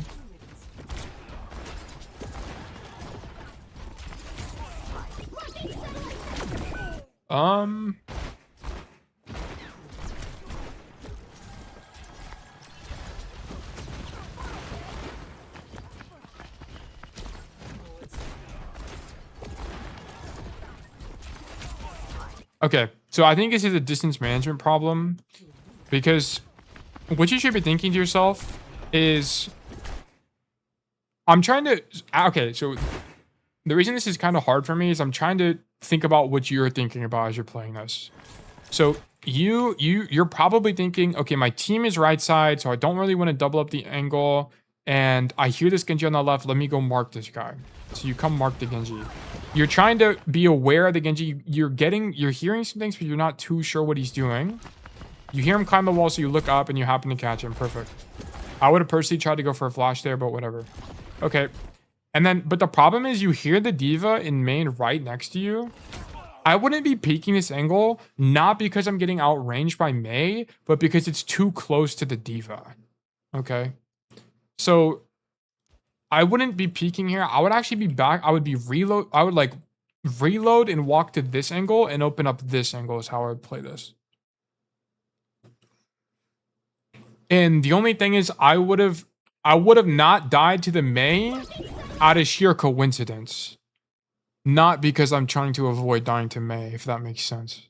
Like I think swinging this angle is just a distance. It's more of a distance management thing. I think it's just unlucky you die to Mei, because this is kind of crazy. You get dinged from across the map by the Mei is insane. Like, that's just unlucky, let's be real. There's no way that you're supposed to anticipate that and play against that. That's stupid. Like, I think this is just... They're taking space against you. This Genji made a bunch of space and it makes it really awkward. The Diva's immediately on your right side. Okay, give a little bit more space. Open up another angle deeper. Is what I would do. It's going to be a little bit awkward to look like this, but at least it's an angle and you're alive, right? That fight's kind of awkward. I don't think you play it too terribly bad. I just would have played it slightly differently. Like, I don't... That one was kind of weird. I wonder... Actually, hold on. Let me look at that again. I wonder if you should... I wonder if here, leaving this angle is wrong. So I wonder if you're supposed to stay here. So... Okay, you would have got walled here, and then you would have shot D.Va, and then you would have rolled backwards, and then... but I think marking the Genji also has merit. Like, I think it's fine. I think I think it's just a little bit unfortunate. Other than the distance management thing, I wouldn't have played this angle because I would have heard the D.Va's close to me, so I would have played further back. But that's about it. I think a lot of your idea there was fine, and will translate to wins in different maps. Good shots. Just get the D.Va out. Get D.Va out. Just shoot D.Va. Here, you're already on a good angle. Don't worry about backline. You just killed Mei. Just get this D.Va out. Get her out. Get her out. Does he know the noon tech? Did he have Deadeye?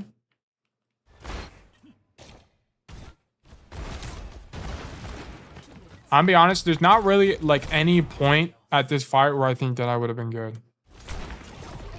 So I think not using Deadeye is actually better. Yeah, I don't even know when you would have used Deadeye. I think you could have maybe used Deadeye at the very beginning. You could have used Deadeye here. Okay, I mean, you could have done this. Okay, now that I'm thinking about it.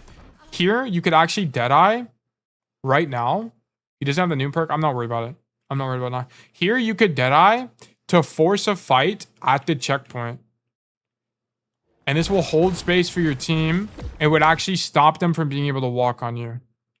So you could have Deadeyed here and it would have been good too. But you also would have got walled by Mei. So I don't know. But I'm just going to offer that as an alternative.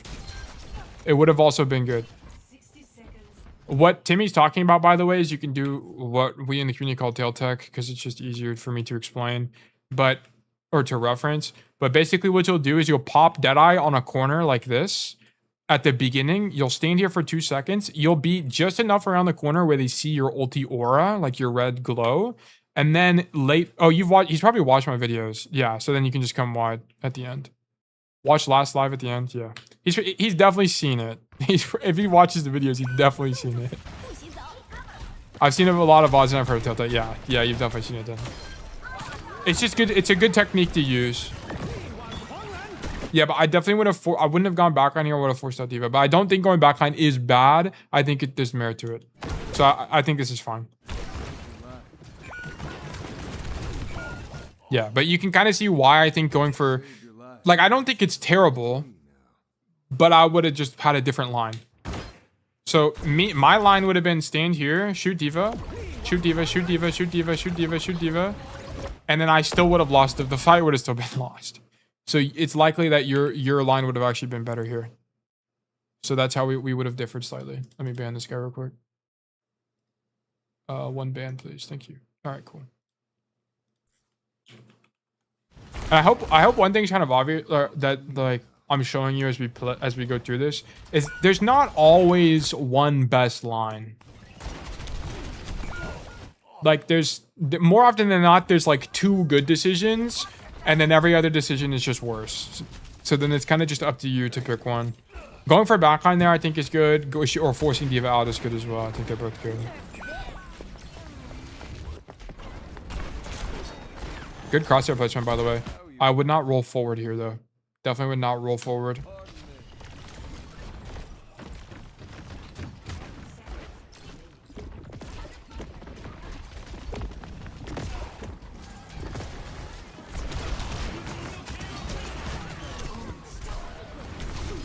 You kind of have to Deadeye here. This is a little bit unlucky. So here we go in the room. Okay, so one thing I will say is that on defense, and this is an experience. I hate that this is the case, but this is an experience thing. I almost never go in this room on like defense. I don't think it's good. I think the room is bait. I think the room is bait. The problem being is it's really isolated. You can get dove by divas. I die here to Winston all the time. I die here to random shit all the time. If you think about all the times you play Runasapi and you think about all the times you die, it's like in these rooms to just like random shit. Kiri kunais, Tracer duel, stuff like that. Like I just lose. I don't know why, but I just lose in this room. So I wouldn't have actually walked in the room. I would have been in main here. And I think it's definitely correct to not shoot back on here. I think going into main is fine. That's unfortunate, we eat 100 damage. And I think this is also... He's with the brig. I don't think it's bad. No, I'm just explaining that like I would have played it differently. I don't think this is bad. I don't think this is bad. I think it's fine. I just would have played it differently. Because I just have a lot of bad experiences in here. I don't think it's that good. I would rather just stand in main and have more neutral pressure. I think this is a distance. This is an information issue. We actually don't know where the enemy team is. So by you just kind of assume that because your diva's on the floor, no one's going to push you. And then you have unlucky timing against the diva. This is a little bit unfortunate, but this is the risk you take whenever you do stuff like this.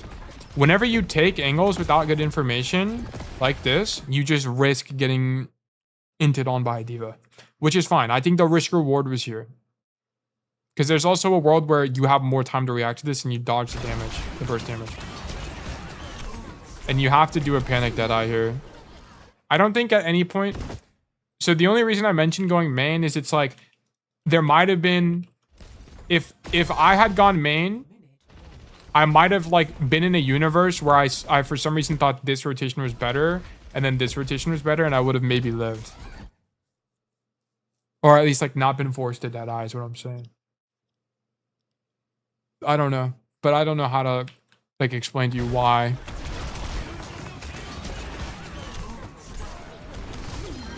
I think a deadeye is fine, by the way. You don't really have an option. I think deadeye is fine. And then I would go for backline here. This is really good. Love this.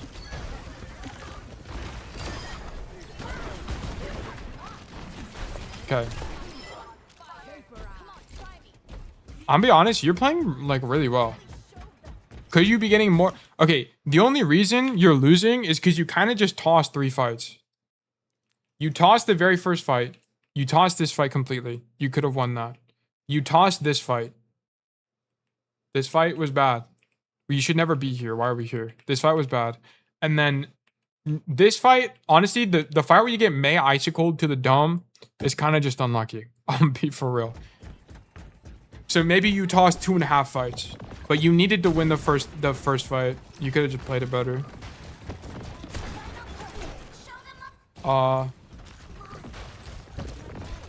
Okay. Love us playing the bus angle. Shoot the Genji. Yes, this is really good. I love this rotation for you. I'm infatuated. Yes, keep rotating. Keep rotating. Yeah. Really good. Keep going. No. Keep going. Keep going. Keep going. Keep going. Keep going. Dude, you know what the god rotation is here? Dude, if you were actually on top of your game here, here's how you would have played this. You would see that the enemy diva is in, I don't know, he's playing Jumanji and he's across the world, okay? He's doing something insane. You would say, wait, that guy is so far away. We have so much free space. That's insane. That's so crazy. You're going to walk this way. You're going to walk this way. You're going to walk this way. You're going to ignore the Mei. You're going to walk up top and bam, you're going to be here in the mid fight and absolutely carry. This is an infinite angle, infinite value angle here. If you were able to make it. And then you would have this rotation in the mid fight. Oh my goodness. It'd be way too good. It'd be way too good. That's how you would have played this.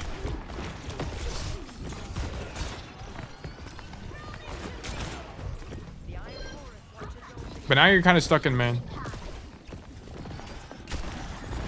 I mean, I don't think this is bad, by the way. I think the fact that you identify the rotation is good. But if you wanted like the champ level rotation, the champ level rotation would have been to do this. Like you would be a champ player if you did this. You'd have to recognize it, but it'd be really, really good. Really, really good.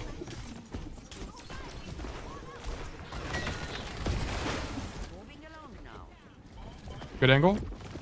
Just don't get walled. Nice. Oh! Deadeye. Nice.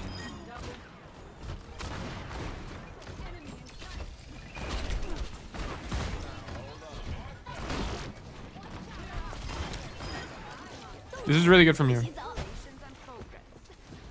This game looked, other than your first fight and that one fight where you just like trolled, this looked winning. This looked very winning. You have a lot of good ideas, and you had a lot of great ideas. I wonder. I actually want to see on the fight where I said you just shouldn't stand there at all. I wonder what Spilo said. We're gonna peep that real quick. One team is playing badly, so Let's see. out the Freya. I Oh, wasn't always here, but thanks to Purdue Global. oh my I have a God, little dream ads. job. Okay. Follow up here. If Winston does, I think I probably should have pushed top right here. yeah, just to be safe. for- Just to be safe. yeah. Nah, you wouldn't have had timing on this. Yeah, just to be safe. You don't know if they're I think standing main there was You good. showered Going down. right is fine, but it would have been awkward to find the timing. able to keep it. Where's the fight where we toss? Passive, very passive. Poke, poke, poke, poke, prod. No, It's just no, sort of thrown. Okay. no. Yeah. You had the time though. I mean, what are you doing right now? You know, like, you Right, know where this right. fight's gonna happen. It's gonna happen here. I mean, even here you were overextended. I felt like very clearly. Like if you kind of go to this billboard here, like we should just have been Yeah. sitting here and listening. Oh yeah, you could have been here. This is also good. You could also be here. Thank you so much for the review. If you had to pick one thing for me to work on, what would it be?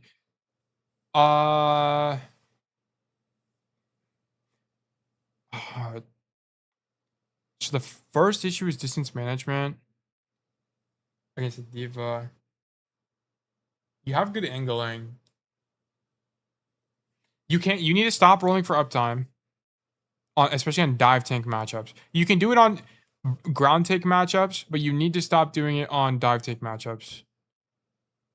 Unless you know they don't have any mobility cooldowns. Like, it's very nuanced, but it's a very important part of Cassidy. Which is why I try to tell people, just don't do it. Just don't roll for uptime. It's not that good. So I would work on that, and then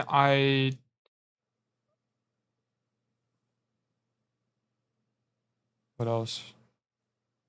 One thing specifically, I'm gonna be honest. This was not a good code to get you like one specific thing. This is not one of the codes like the code right before yours where I VOD reviewed Montana. That showed me that Montana had a fundamental. He didn't understand a specific component of the game. This code was more of a few small issues at the same time. It's not like you had one specific thing you didn't understand.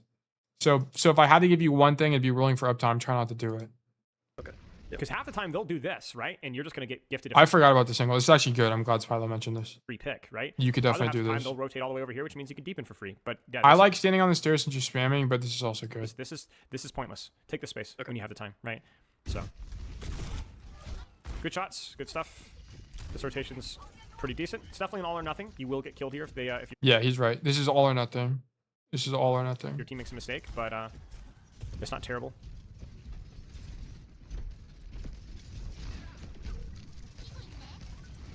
Sure. Just need to be cleaner in that transition. I think it's because you didn't have roll. Yeah, I just got it I up, but this did was roll. also Yeah, I didn't get it in that time. icicle teleported like 5 meters. Yeah. Yeah, it's funny.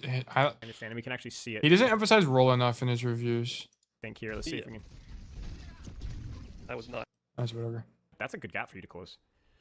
Oh yeah, now I want to see what Yeah, he I says can- about the May fight. Yeah, I mean this is fine. Just you got damage boosted headshot, so I mean just needed to get there. Yeah, sooner than I do think this fight is largely unlucky. I actually think you had a good idea. Genji off and then disengage. Okay. This is Thoughts? good. I like it with Noon, especially. Mhm. Genji fight. Did it- She just can't burst you. She just can't. If you hit one shot in her with silver bullet, she's dead. It's over. Literally over. Not even a headshot, just a body shot. She's dead. So this is Oh, a yeah. mistake from you and how you behaved after bullet. She's dead. Like just sit, you know. I mean, I would have probably just stuck with the Juno. I don't know why you rotated back. Like just sit here and hide, and then repeat that with silver bullet. She just can't burst you. She just can't. Yeah, you could have done that. I think you lose that fight no matter what, so dying is fine. Thoughts? I think this is just a problem of positioning. Like, if my staging had been better, then I would definitely not be in the situation that I was, where I felt forced to pop Noon to live, Yep. and just Yep. yeah. So I should have just been probably window again here. Yep. Or looking down on them. Now Windows. like, oh, here? here. Or no, I was, yeah. I Nah, was this thinking window up there. sucks. I mean, you're gonna die here, but yeah, Yeah. at least it would have been worth. I mean, yeah. If you could play this if you want. If your idea is I'm gonna 2-tap the Wu Yang, but I don't think it's good. I think standing in main is better. You're just gonna die. Right? Like Yeah. you You're gonna bring die to Mage Diva. who's with you and you live, but you took left and then realized that I don't know if I like left and then went main. Like you have sorry, but you have to do this or you have to commit. Yeah, this is true. You have to commit to it to some level. Because the problem is if you don't, you're gonna have bad timing. But Here I also yourself, think you it's have just to make this side unlucky. work. Alternatively, this would have absolutely been the play here, and then rotation through here. Yeah, this. I think this is what I was saying earlier. I think at some point I might have seen this, but I don't know for sure. It's Here, but you just bailed. You took left, bailed, and then went in main, and now you're dead. But I also think this angle's not too bad. It's just that you get unlucky. It's kind of the price you pay when you make uninformed decisions. Is you don't know where the diva is exactly, so there's a chance you're gonna get boosted on, and you did get boosted on. It's like a 10% Right. chance. It's just You're unlucky. screwed. Like you're screwed. I really do think that the diva discouraged you from flanking here, but that's kind of my point. You have to commit to your lane. It's the same mistake that happened literally in this exact same spot when you were here and you tried to roll across, right? Now in that situation, at least you were trying to cross Should have the Juno because Juno's just to a bad different angle. This one you just gave up, or just dumb. so now you're screwed. Yeah, I think you could if you peek that angle. If you asked me for coaching, you peeked that angle and died to the diva and got the Juno to half, and you told me I thought I could 2-tap the diva. I would say I get it, but Goodbye. I don't think it's that good. It's the most reverse sweepable game mode in the game. Reverse mode in the game. Sorry. Yeah, it happens all the time. Yep. So the OT spawns really, really punishing with the way the game mode works. Again, it's like a weird angle from you. I don't hate it though. It's just the nature of this point is really awkward. So you're This very angle's good. clearly intentionally taking the space, so I don't mind it. Again, forcing deep dives from Diva, both you and your Soj. I love this. I actually love this Just rotation. commit here, commit. Whatever you do, Yeah. commit. Yeah, Sure. just- We've got pressure on right. This is fine. We missed the yeah. You just missed the champ rotation here. If you went up top, it'd been really good. Good. Brigitte holds space with rally. That's really good. Nade hits Brigitte. That's really good. You're gonna push top left. That's really good. And then we're gonna deepen left. No, we're just gonna chase. I think this whole last sequence was really good from you. So that's honestly fine. I mean, that's just like you ran it down, but you thought you could get him. You just didn't. So that's fine. Yep. And so then now we go back and play honest Overwatch. And this is the hybrid, right? You can Yeah, do it's stuff just like really that, good. as long as it's not a tank. Right. Merry Christmas. If you Oh, have most distance Junos and between Masters this, jump. good Yes, pull. they do. I think you should be good. Yeah, good job. Good job. Some really good moments from me there. Yeah, this. But what I'm saying about this code is, I don't think this code wasn't a transformative code for you. There wasn't one particular thing. This wasn't a hard game. I wouldn't say this is a hard game because you didn't understand how to win. It was a hard game because it's just a hard matchup. So I don't think this is like. It's also very informative for me because I've never actually thought about it like this. Because I was thinking earlier, I was like, why can I not recommend him anything? I feel like I spent a lot of time on this code. And it's because it wasn't really, there weren't really any, I hate to say fundamental issues. I feel like I keep copying out when I say that, but there weren't any like fundamental problems. It was just a few small errors that made you lose. Really good moments. Just Which the higher you go in rank, the more likely that is to happen. moments where the angles don't feel super good and you kind Okay, but cool. Thank you for the code. That was very cool. I actually enjoyed going over that one. Okay. We've been coaching for forever. Okay, let me go back to, this is going to be a long stream. Let me go back to this one. Okay, who do we not have? Who have we not done yet? We've done Montana. We're missing Raptor, which we might honestly do Monday. We might do this Monday. But we will do Timmy's codes. So we have 3 Timmy codes that will fly through and just look at deadeyes. Timmy, are you still here? Oh yeah, you are still here. Timmy, do you want me to just do deadeyes or do you want me to do a code entirely?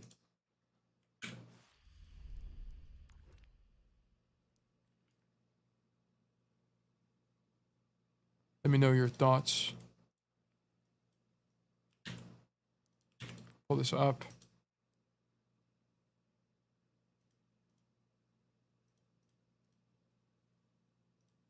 And we will take a gander. Kings Row. Ready for battle. I'm sick and tired of this map. Fuck this map. Okay, Timmy's not here. Okay, wait, what maps do we have? We have Kings Row. We have Kings Row. We have 2 Kings Rows and a Ling Shark Tower. Okay, we're just gonna look at deadeyes. We're gonna look at Timmy's deadeyes. Also, hack to how you do this, by the way. You just look for when he has deadeye and when he uses it. It's not a hack. I'm stupid. I'm sorry. The only thing about this is I'm not going to see any missed deadeyes. So we'll just see how you use it. We'll evaluate how you use it.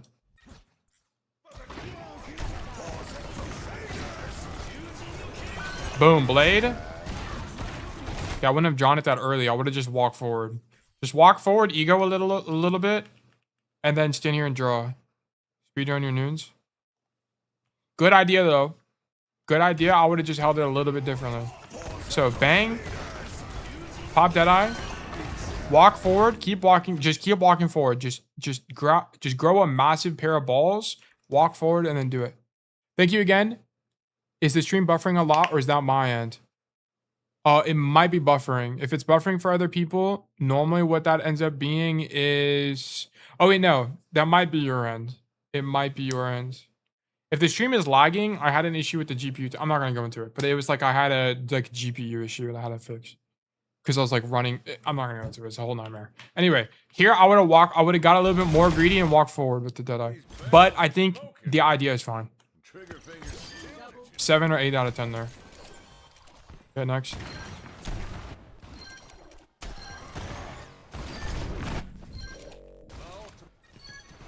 Okay, Deadeye here. Of all places. Oh, we get Maywald? Okay. Let's look at this. Shoot backline. Good rotation, by the way. I don't even know why you're up here, but I love this. I love you being up here. We get Maywald. Break it. Oh, okay. This is a blind Deadeye, by the way. You thought it would break and then show them. I can understand a blind Deadeye here, though. You literally just saw them. You just saw them. At this point, you need to cancel it. Yeah, at that point, you just need to cancel it, though. When stuff like this happens, just cancel it. Just cancel it, and then, like, you just need to cancel it and then rotate this way. You probably still would have got shot in the back and probably died, but at least you had the idea of being able to do something in the back line. So this I would have canceled. I understand why you used it blind. I think it makes sense. Oh, wait. Okay, we use it here.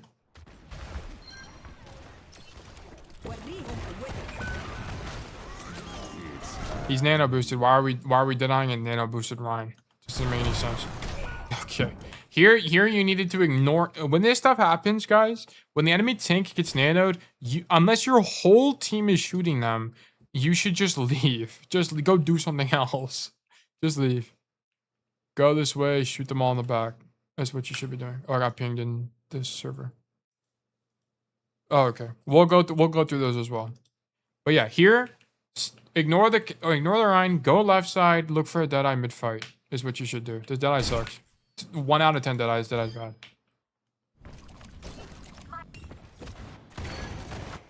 The scale is arbitrary, by the way. I'm just making it up as we go. And then, do we use it as the game ends? No, we do not. Good old honest King's Row. Ooh, this one looks spicy. Wait, Timmy, did you do the rotation I tell you to do in the other VOD? This is actually so sick. This is actually so sick. So you come back here. Yes, yes, this rotation is so good. It's so good. This rotation is so good. I'm telling y'all, it's actually amazing. Yes. You take a risk that your team might explode, okay? But you just have to trust the process. Then you get here on late timing with an actually insane Deadeye.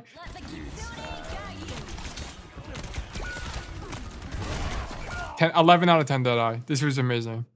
Unfortunate you lose, but this could have clutched up the entire round. It's really good. It's really, really, really, really good. 11 out of 10. 11 out of 10.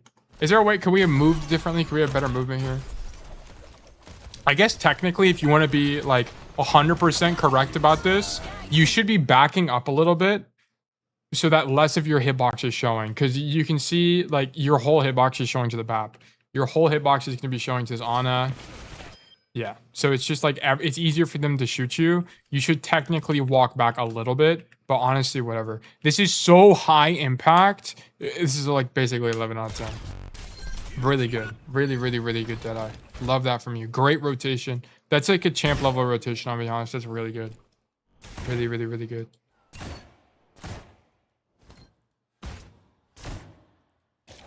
Okay, we got another Deadeye here.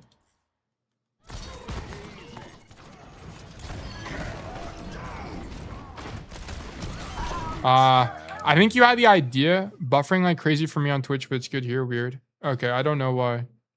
If anyone else is buffering, let me know and I can maybe investigate it. Am I getting drop frames? Let me see. Let me check my OBS. No, we're not getting drop frames. I don't really know what's going on. Well, drop frames are different anyway. I don't even know. I could tell you tried to rotate left side to Mega, but you saw the shatter go off, so then you come in. And then you deadeye here. I think this is like you have to deadeye type of situation. And I think the way you play this is pretty good. So you pop deadeye, you get Suzu, and you walk actually through the Reinhardt because you kind of have to, because otherwise they push cart. So I think this makes sense. And you don't really have the time to go left either. So the only other option is, would you shoot these guys or would you rather deadeye? I think deadeye is good because you also get damages. This is a 9 out of 10 deadeye. I like this a lot. This is good. This is really good. And that's the end of the code. Okay. Another code. 222 and 820. Ready for battle. 222. We're pulling, okay. Oasis. So just keep in mind on these, I'm going to be lacking a lot of context for these deadeyes. So it's just going to be basically how I see it. Because deadeye sucks. That guy's 1 HP. You should be able to see he's 1 HP. Okay, wait. Let's think about the idea. Okay, what's the idea? She's an ulti. You think she's going to be stuck here. It's going to force her to shield and then your team can kill her. Idea is fine. We kill the Genji. Does he have deflect? Yes, but you just kind of try to mind games him. Are we better off shooting them?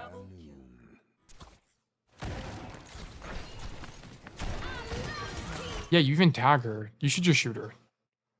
You should just shoot her. You see she's low. Your team is already on her. You just take space and follow up and shoot her. And then this deadeye, holding it for this Genji is kind of weird. I think it's maybe fine. This is gambling. When this stuff happens, you're just gambling and hope he doesn't deflect, which is fine. But it's just the game you play. So I think that deadeye's a 2 out of 10. I wouldn't have deadeyed here. Not really a reason, right? If there were more of the enemy team alive and they're trying to take space with rally, then pop it to deny the space. But it's just Brig. Everyone else died. So I'm not a big fan of this deadeye. Okay. E20. You labeling these is really helpful, by the way. Thank you for doing that. Okay. You tail tuck the corner, which is sick. You have the heal perk. I think you having the heal perk doesn't matter because your idea for the Brig thing was wrong. Everyone on the enemy team is dead. They already have the advantage. She's surrounded by your team. It doesn't make any sense. Like, she was 1 HP. The idea is wrong. Okay, here.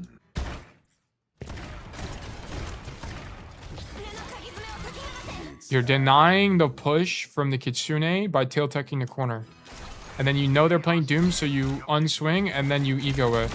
10 out of 10 deadeye, great job. Excellent. This is a game-winning deadeye, by the way. Do more deadeyes like this is perfect. Okay. That's that code.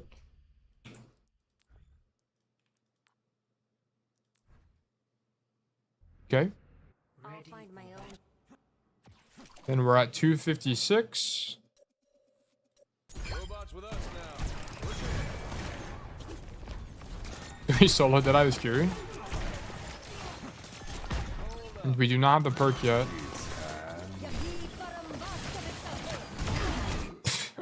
Okay. What do I think about that? Okay, so what should we be doing here? So here we're on cart. Is our team dead? We have 2 people dead. Okay, let me actually back up because the context is actually important on this one. So we just killed 2. We killed Junker Queen Juno. And our queen just died. So we're what, even? No, we're up 1. Pass overextended. That guy's dead. We're now up 1 still. Because we just killed Cass. Here, you definitely should have just egoed the Kiri, I'm gonna be honest. I would have just egoed her. You're about to have flash. But whatever. Okay, you should have just shot her. I would not have dead-eyed this. I would have just shot her. You have flash. You need to hit this flash. Just here's how you play this.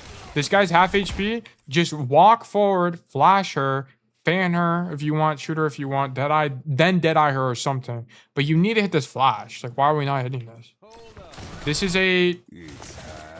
I would have been fine with the dead-eye if you just hit the flash, but we didn't hit it. But after you pop it, you walk forward, which is definitely the correct play. And then whatever. I'm not going to rate this one because it's, I mean, maybe it's a 4 out of 10. I don't think you should have dead-eyed here. Or if you did dead-eye, it was like to kill the sim, but you needed the flash. Like, I don't know why you just like yeeted it and trolled. That didn't really make any sense to me. Okay, next one. Yeah, we died, and then we're no longer dead. We're on a deep flank.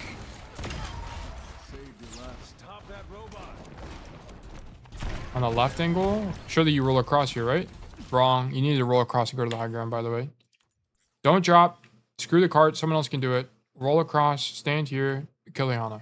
Perfect. Now you're on the floor. Wait, did we even dead out here?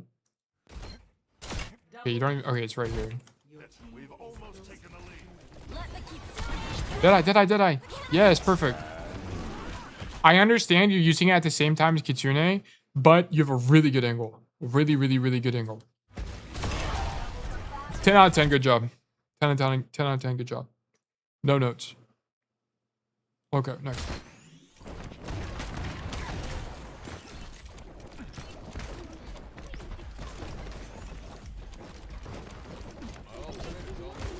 Okay, we're in main. They're on Sigma now. I do not think Sigma is the answer. Not sure why they swapped to Sigma. I guess against double Hitchin, whatever.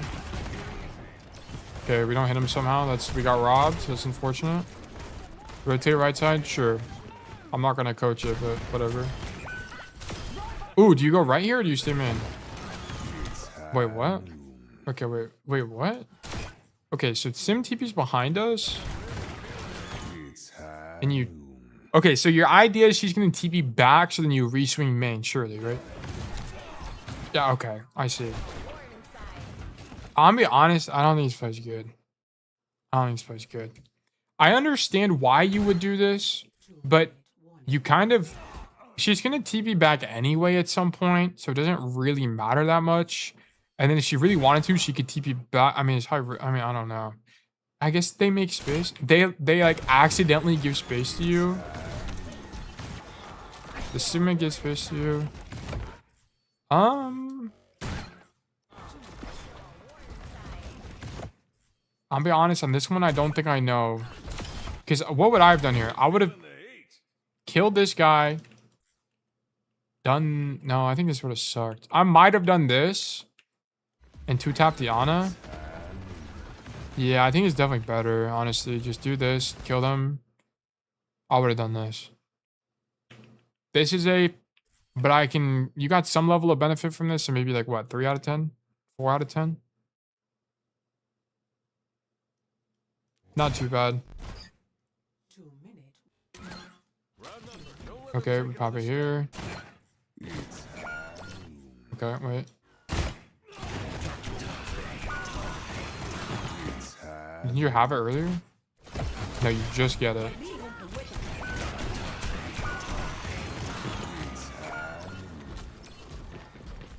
This Deadeye's fine. 8 out of 10. You want to stop them from walking forward? I would not walk forward here, though. I'd be backing up. You should use that Deadeye to live, not come this way. But now you're just 100% dead. The Deadeye is good. You just don't use this. Geez, sorry. The Deadeye is a good idea to stop them from taking space aggressively. But okay, don't walk forward here. You're down hella people. Walk backwards and live. I think if I don't W key in... Yeah, like if you just don't walk in, it's good. But I don't know why you walk in. I was thinking the same thing. Yeah, just don't walk in here. Just back up. You need to live. Because here, now you do like the worst play possible, which is stagger for no reason. Your team needs you. I think the idea is fine there. Okay. Leave. Imports next. This is 240 on Hollywood. Okay. We are on high ground, which is good. We're shooting this ram. Our tank just died.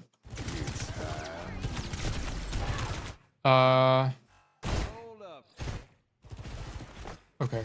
Well led up to this. Okay, I kind of need to see the whole push. Okay, our tank is in. Punch the ram. Ram almost dies. I think standing here to shoot the ram in that situation is fine. Then you make the rotation back up top. With the roll, I think this is fine. You're not going to get pushed. Whatever.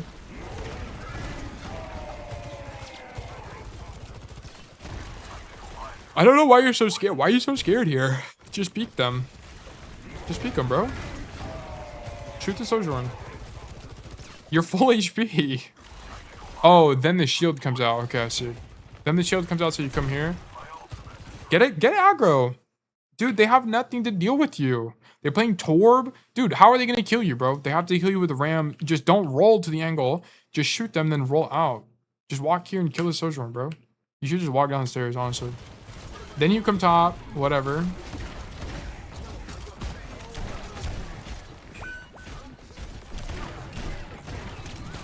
Yeah, your doom is dead. So this is too late. This is just too late. There's no way for your team to capitalize on the space made by the Deadeye. And you just lose. This is a 2 out of 10. Not good. Your tank died. 535. Also, you kind of just play the whole sequence of events wrong. You needed to walk down the staircase and just try to kill somebody. In that matchup, they don't have a good way to punish you.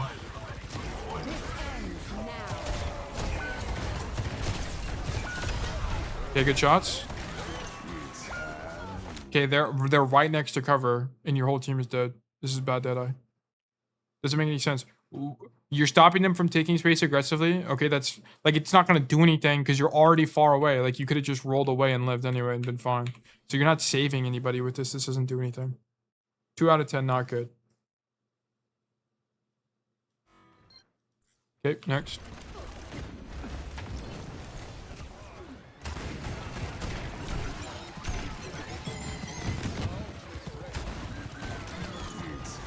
This is fine. The Ram's extended, so this is going to zone him a really bad from his team. I like this. Unfortunately, he doesn't die. How do we not kill this guy? Ursa sucks, unfortunately. Okay, this is a good Deadeye, but alternatively, consider that you could have approached it from this angle and done it like this. It would have been slightly better. So... right here, you can think about, okay, I want to Deadeye this fight, and you can just hard rotate like this, walk up the stairs to come here, and then pop it. And it would be the same Deadeye you just did, but better. I like the idea, though. The guy's overextended, so you can walk on him. And he should realistically die, but because this alternative is available to you, this is a 7 out of 10 Deadeye. You should have done this one instead, and then this would have been a 10 out of 10 Deadeye. Okay, 1235. Okay, we're already in the Deadeye. Okay. Nightmare situation. Enemy team is on point. We are stuck in cafe. Okay, I actually need more context, because why are we in cafe here? Okay. They walk in with Juno Beam. We shoot tank. Holy cannoli, ultimate soup. This sucks. Okay, we're kind of stuck here. You don't really have time to rotate left side, unfortunately. So you're kind of stuck in this angle.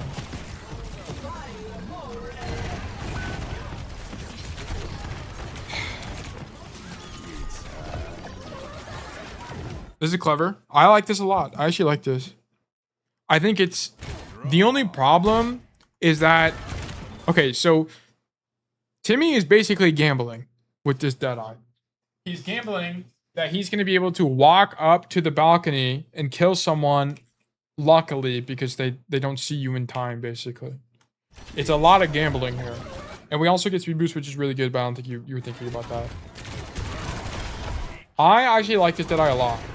I think the drop is bad. You shouldn't have dropped. But I think the Deadeye itself is good. And I would encourage you to think about using Deadeye like this more in these weird situations because it can actually do things. It's very interesting. I rate this a... I don't know. Novelty out of 10. Because that's a very interesting Deadeye. I don't really see Deadeyes like that very much. That's an unranked Deadeye. Yeah, surely you Deadeye. This is a 10 out of 10 Deadeye, easy. Easy schmeezy Deadeye. That's just such... If someone doesn't see that Deadeye, they're not a true Cassidy player. That's so obvious. Alright, nice. Alright, next. 303. I'm Wayne talking the band. Alright, 303. Okay, we're on an angle. Oh, Moira just died. We're playing against New Jeans. Do you have the Deadeye perk? You do have the Deadeye perk. I mean, high risk, high reward. You're just kind of hoping you don't die. I think it's fine. I think Arc would have Deadeyed here. 9 out of 10, good Deadeye. It's high risk, high reward. What I'm evaluating, by the way, is like, does the line of thinking make sense? I think if the line of thinking makes sense, then I don't really care. I'm not evaluating based on results. Okay, here. Okay, so wait, hold on. Good flash. Get this guy out. The point is almost won. You know that he's going to push you. You have no cooldowns. And this, you can simultaneously zone the ball and man. Okay, here you just play this slightly wrong. Here, pop Deadeye. Bang. You have the Deadeye perk, bro. Just go wide like this. Just go wider. Just go like this. Because also the problem is now you're stuck. And it's a lot more awkward from you. Can you die from main? Yes, but you can also like look like this and it could be fine. It's my last 4 games. Oh, these are your last 4. Oh, I see. These are your last 4 games. I see. You had the right idea. You just executed not perfectly. I wish you moved a little bit more this way. But this is a 8 to 9 out of 10 Deadeye. Good Deadeye. It saves you. You would have died here otherwise. So it's good. Really, really good Deadeye. 6. Okay, 7.4.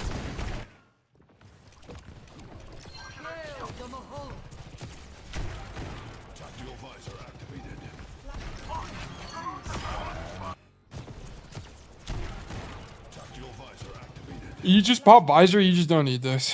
You're gonna win this fight. You just killed somebody. These guys are all stuffed in main. Visor came out. Yeah. I understand why you did it, but you should be able to read the state of the fight. I wouldn't have popped Deadeye here. And then you would have seen your soldier get booped off the map, and then you would Deadeye like here or something. I don't know. I think this Deadeye's fine. I think it's okay. I give it 5 out of 6 out of 10. I understand why you did it. I understand why you did it. 12 point. Oh wait, this isn't. Oh, this is the last code. I didn't even realize. 9.10. Okay, last fight on this point. Did I the ball? And he just died. Great. 10 out of 10 Deadeye. Good job. Can we have moved slightly differently? I'll be honest. No, this is fine. You could have maybe put the corner behind you, technically. If we want to be 100% optimal, but also you would be zoning yourself from Curie support. This is fine. This is fine. I think it's 10 out of 10 Deadeye.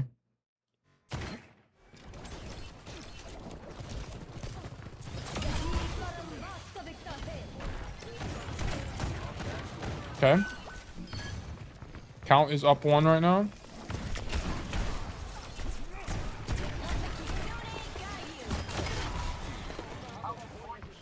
Okay, whatever.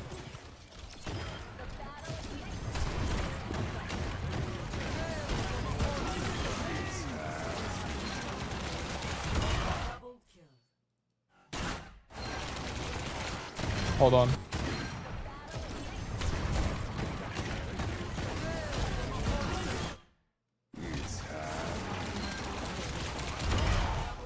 This is a good Deadeye. I was trying to see, should you roll here at all? Like, should you be rolling before the Deadeye to a better position? But there honestly isn't a better position. You could be slightly further back. But I think this makes you a bigger threat. And then you have roll for after. It's a good Deadeye. It's a 10 out of 10 Deadeye. I actually like it a lot. You could have also popped it earlier and... Oh, no, you just got it. You just got it. Oh, no, you did have it.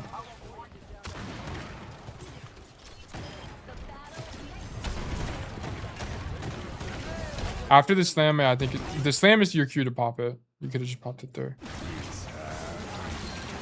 I also think it's kind of lucky. It's lucky that you get 2 kills, but the idea is right. You shouldn't really be killing people. You just happen, the hazard just happens to stun 2 people there. But the idea is correct, right? You want to zone out the Moira and stop the ball from getting on point to let you guys flip. So the idea is fine. I don't have a problem with this at all. I think it was really good. I think your Deadeyes are like largely great. There's just been a few that are just troll. I have noticed as I've coached more and played more Cassidy, the less I use Deadeye to reload. Because I just have a better understanding of how to use Deadeye now. So I can actually get value out of it. I remember when I first got back into the game, I'd use it to reload a lot more. But also brawl tanks were a lot more meta than they are now. Against dive tanks, you just don't really need it that much. It's a lot more rare. But okay, those were all the codes that I had from you. There are some still in the coaching request thing, but I think those were also intended for Deadeye review. Okay, we've been going for a while. We've been going for like 3.5 hours, so I might look to wrap it up here and just call it for today. But basically, guys, thank you so much for tuning in. I hope you guys had a fantastic time watching the stream. Sorry, I'm tabbed out. I think my noons are way better. They're definitely way better. They're definitely way better. So I think your noons are a lot. I don't think there's really a lot more point in me speed reviewing the noons much more. I think it's definitely better than they used to be for sure. And you should just bring me VODs again. Just like bring me a VOD on Monday and we can look at it. But just some updates on stream, by the way. There's no stream tomorrow on Saturday, and we do have streams on Monday and Friday. Okay, same coaching streams. This upcoming Friday, we should have a stream with Ark. So you'll hear him and I both talk about kind of what's going on. And we should also have a mid-season patch on Tuesday to review. But I'm gonna do that on Friday, I guess. We'll talk about the patch and go from there. But yeah, that's gonna be it for today. We did 2 VODs. We went over the Spilo stuff, and then we went through a bunch of Deadeyes, which I hope are very helpful for you guys. Right now I'm M1. I think I can hit GM this weekend. Yeah, you can definitely hit GM. I think it's not even a question. It's just kind of time.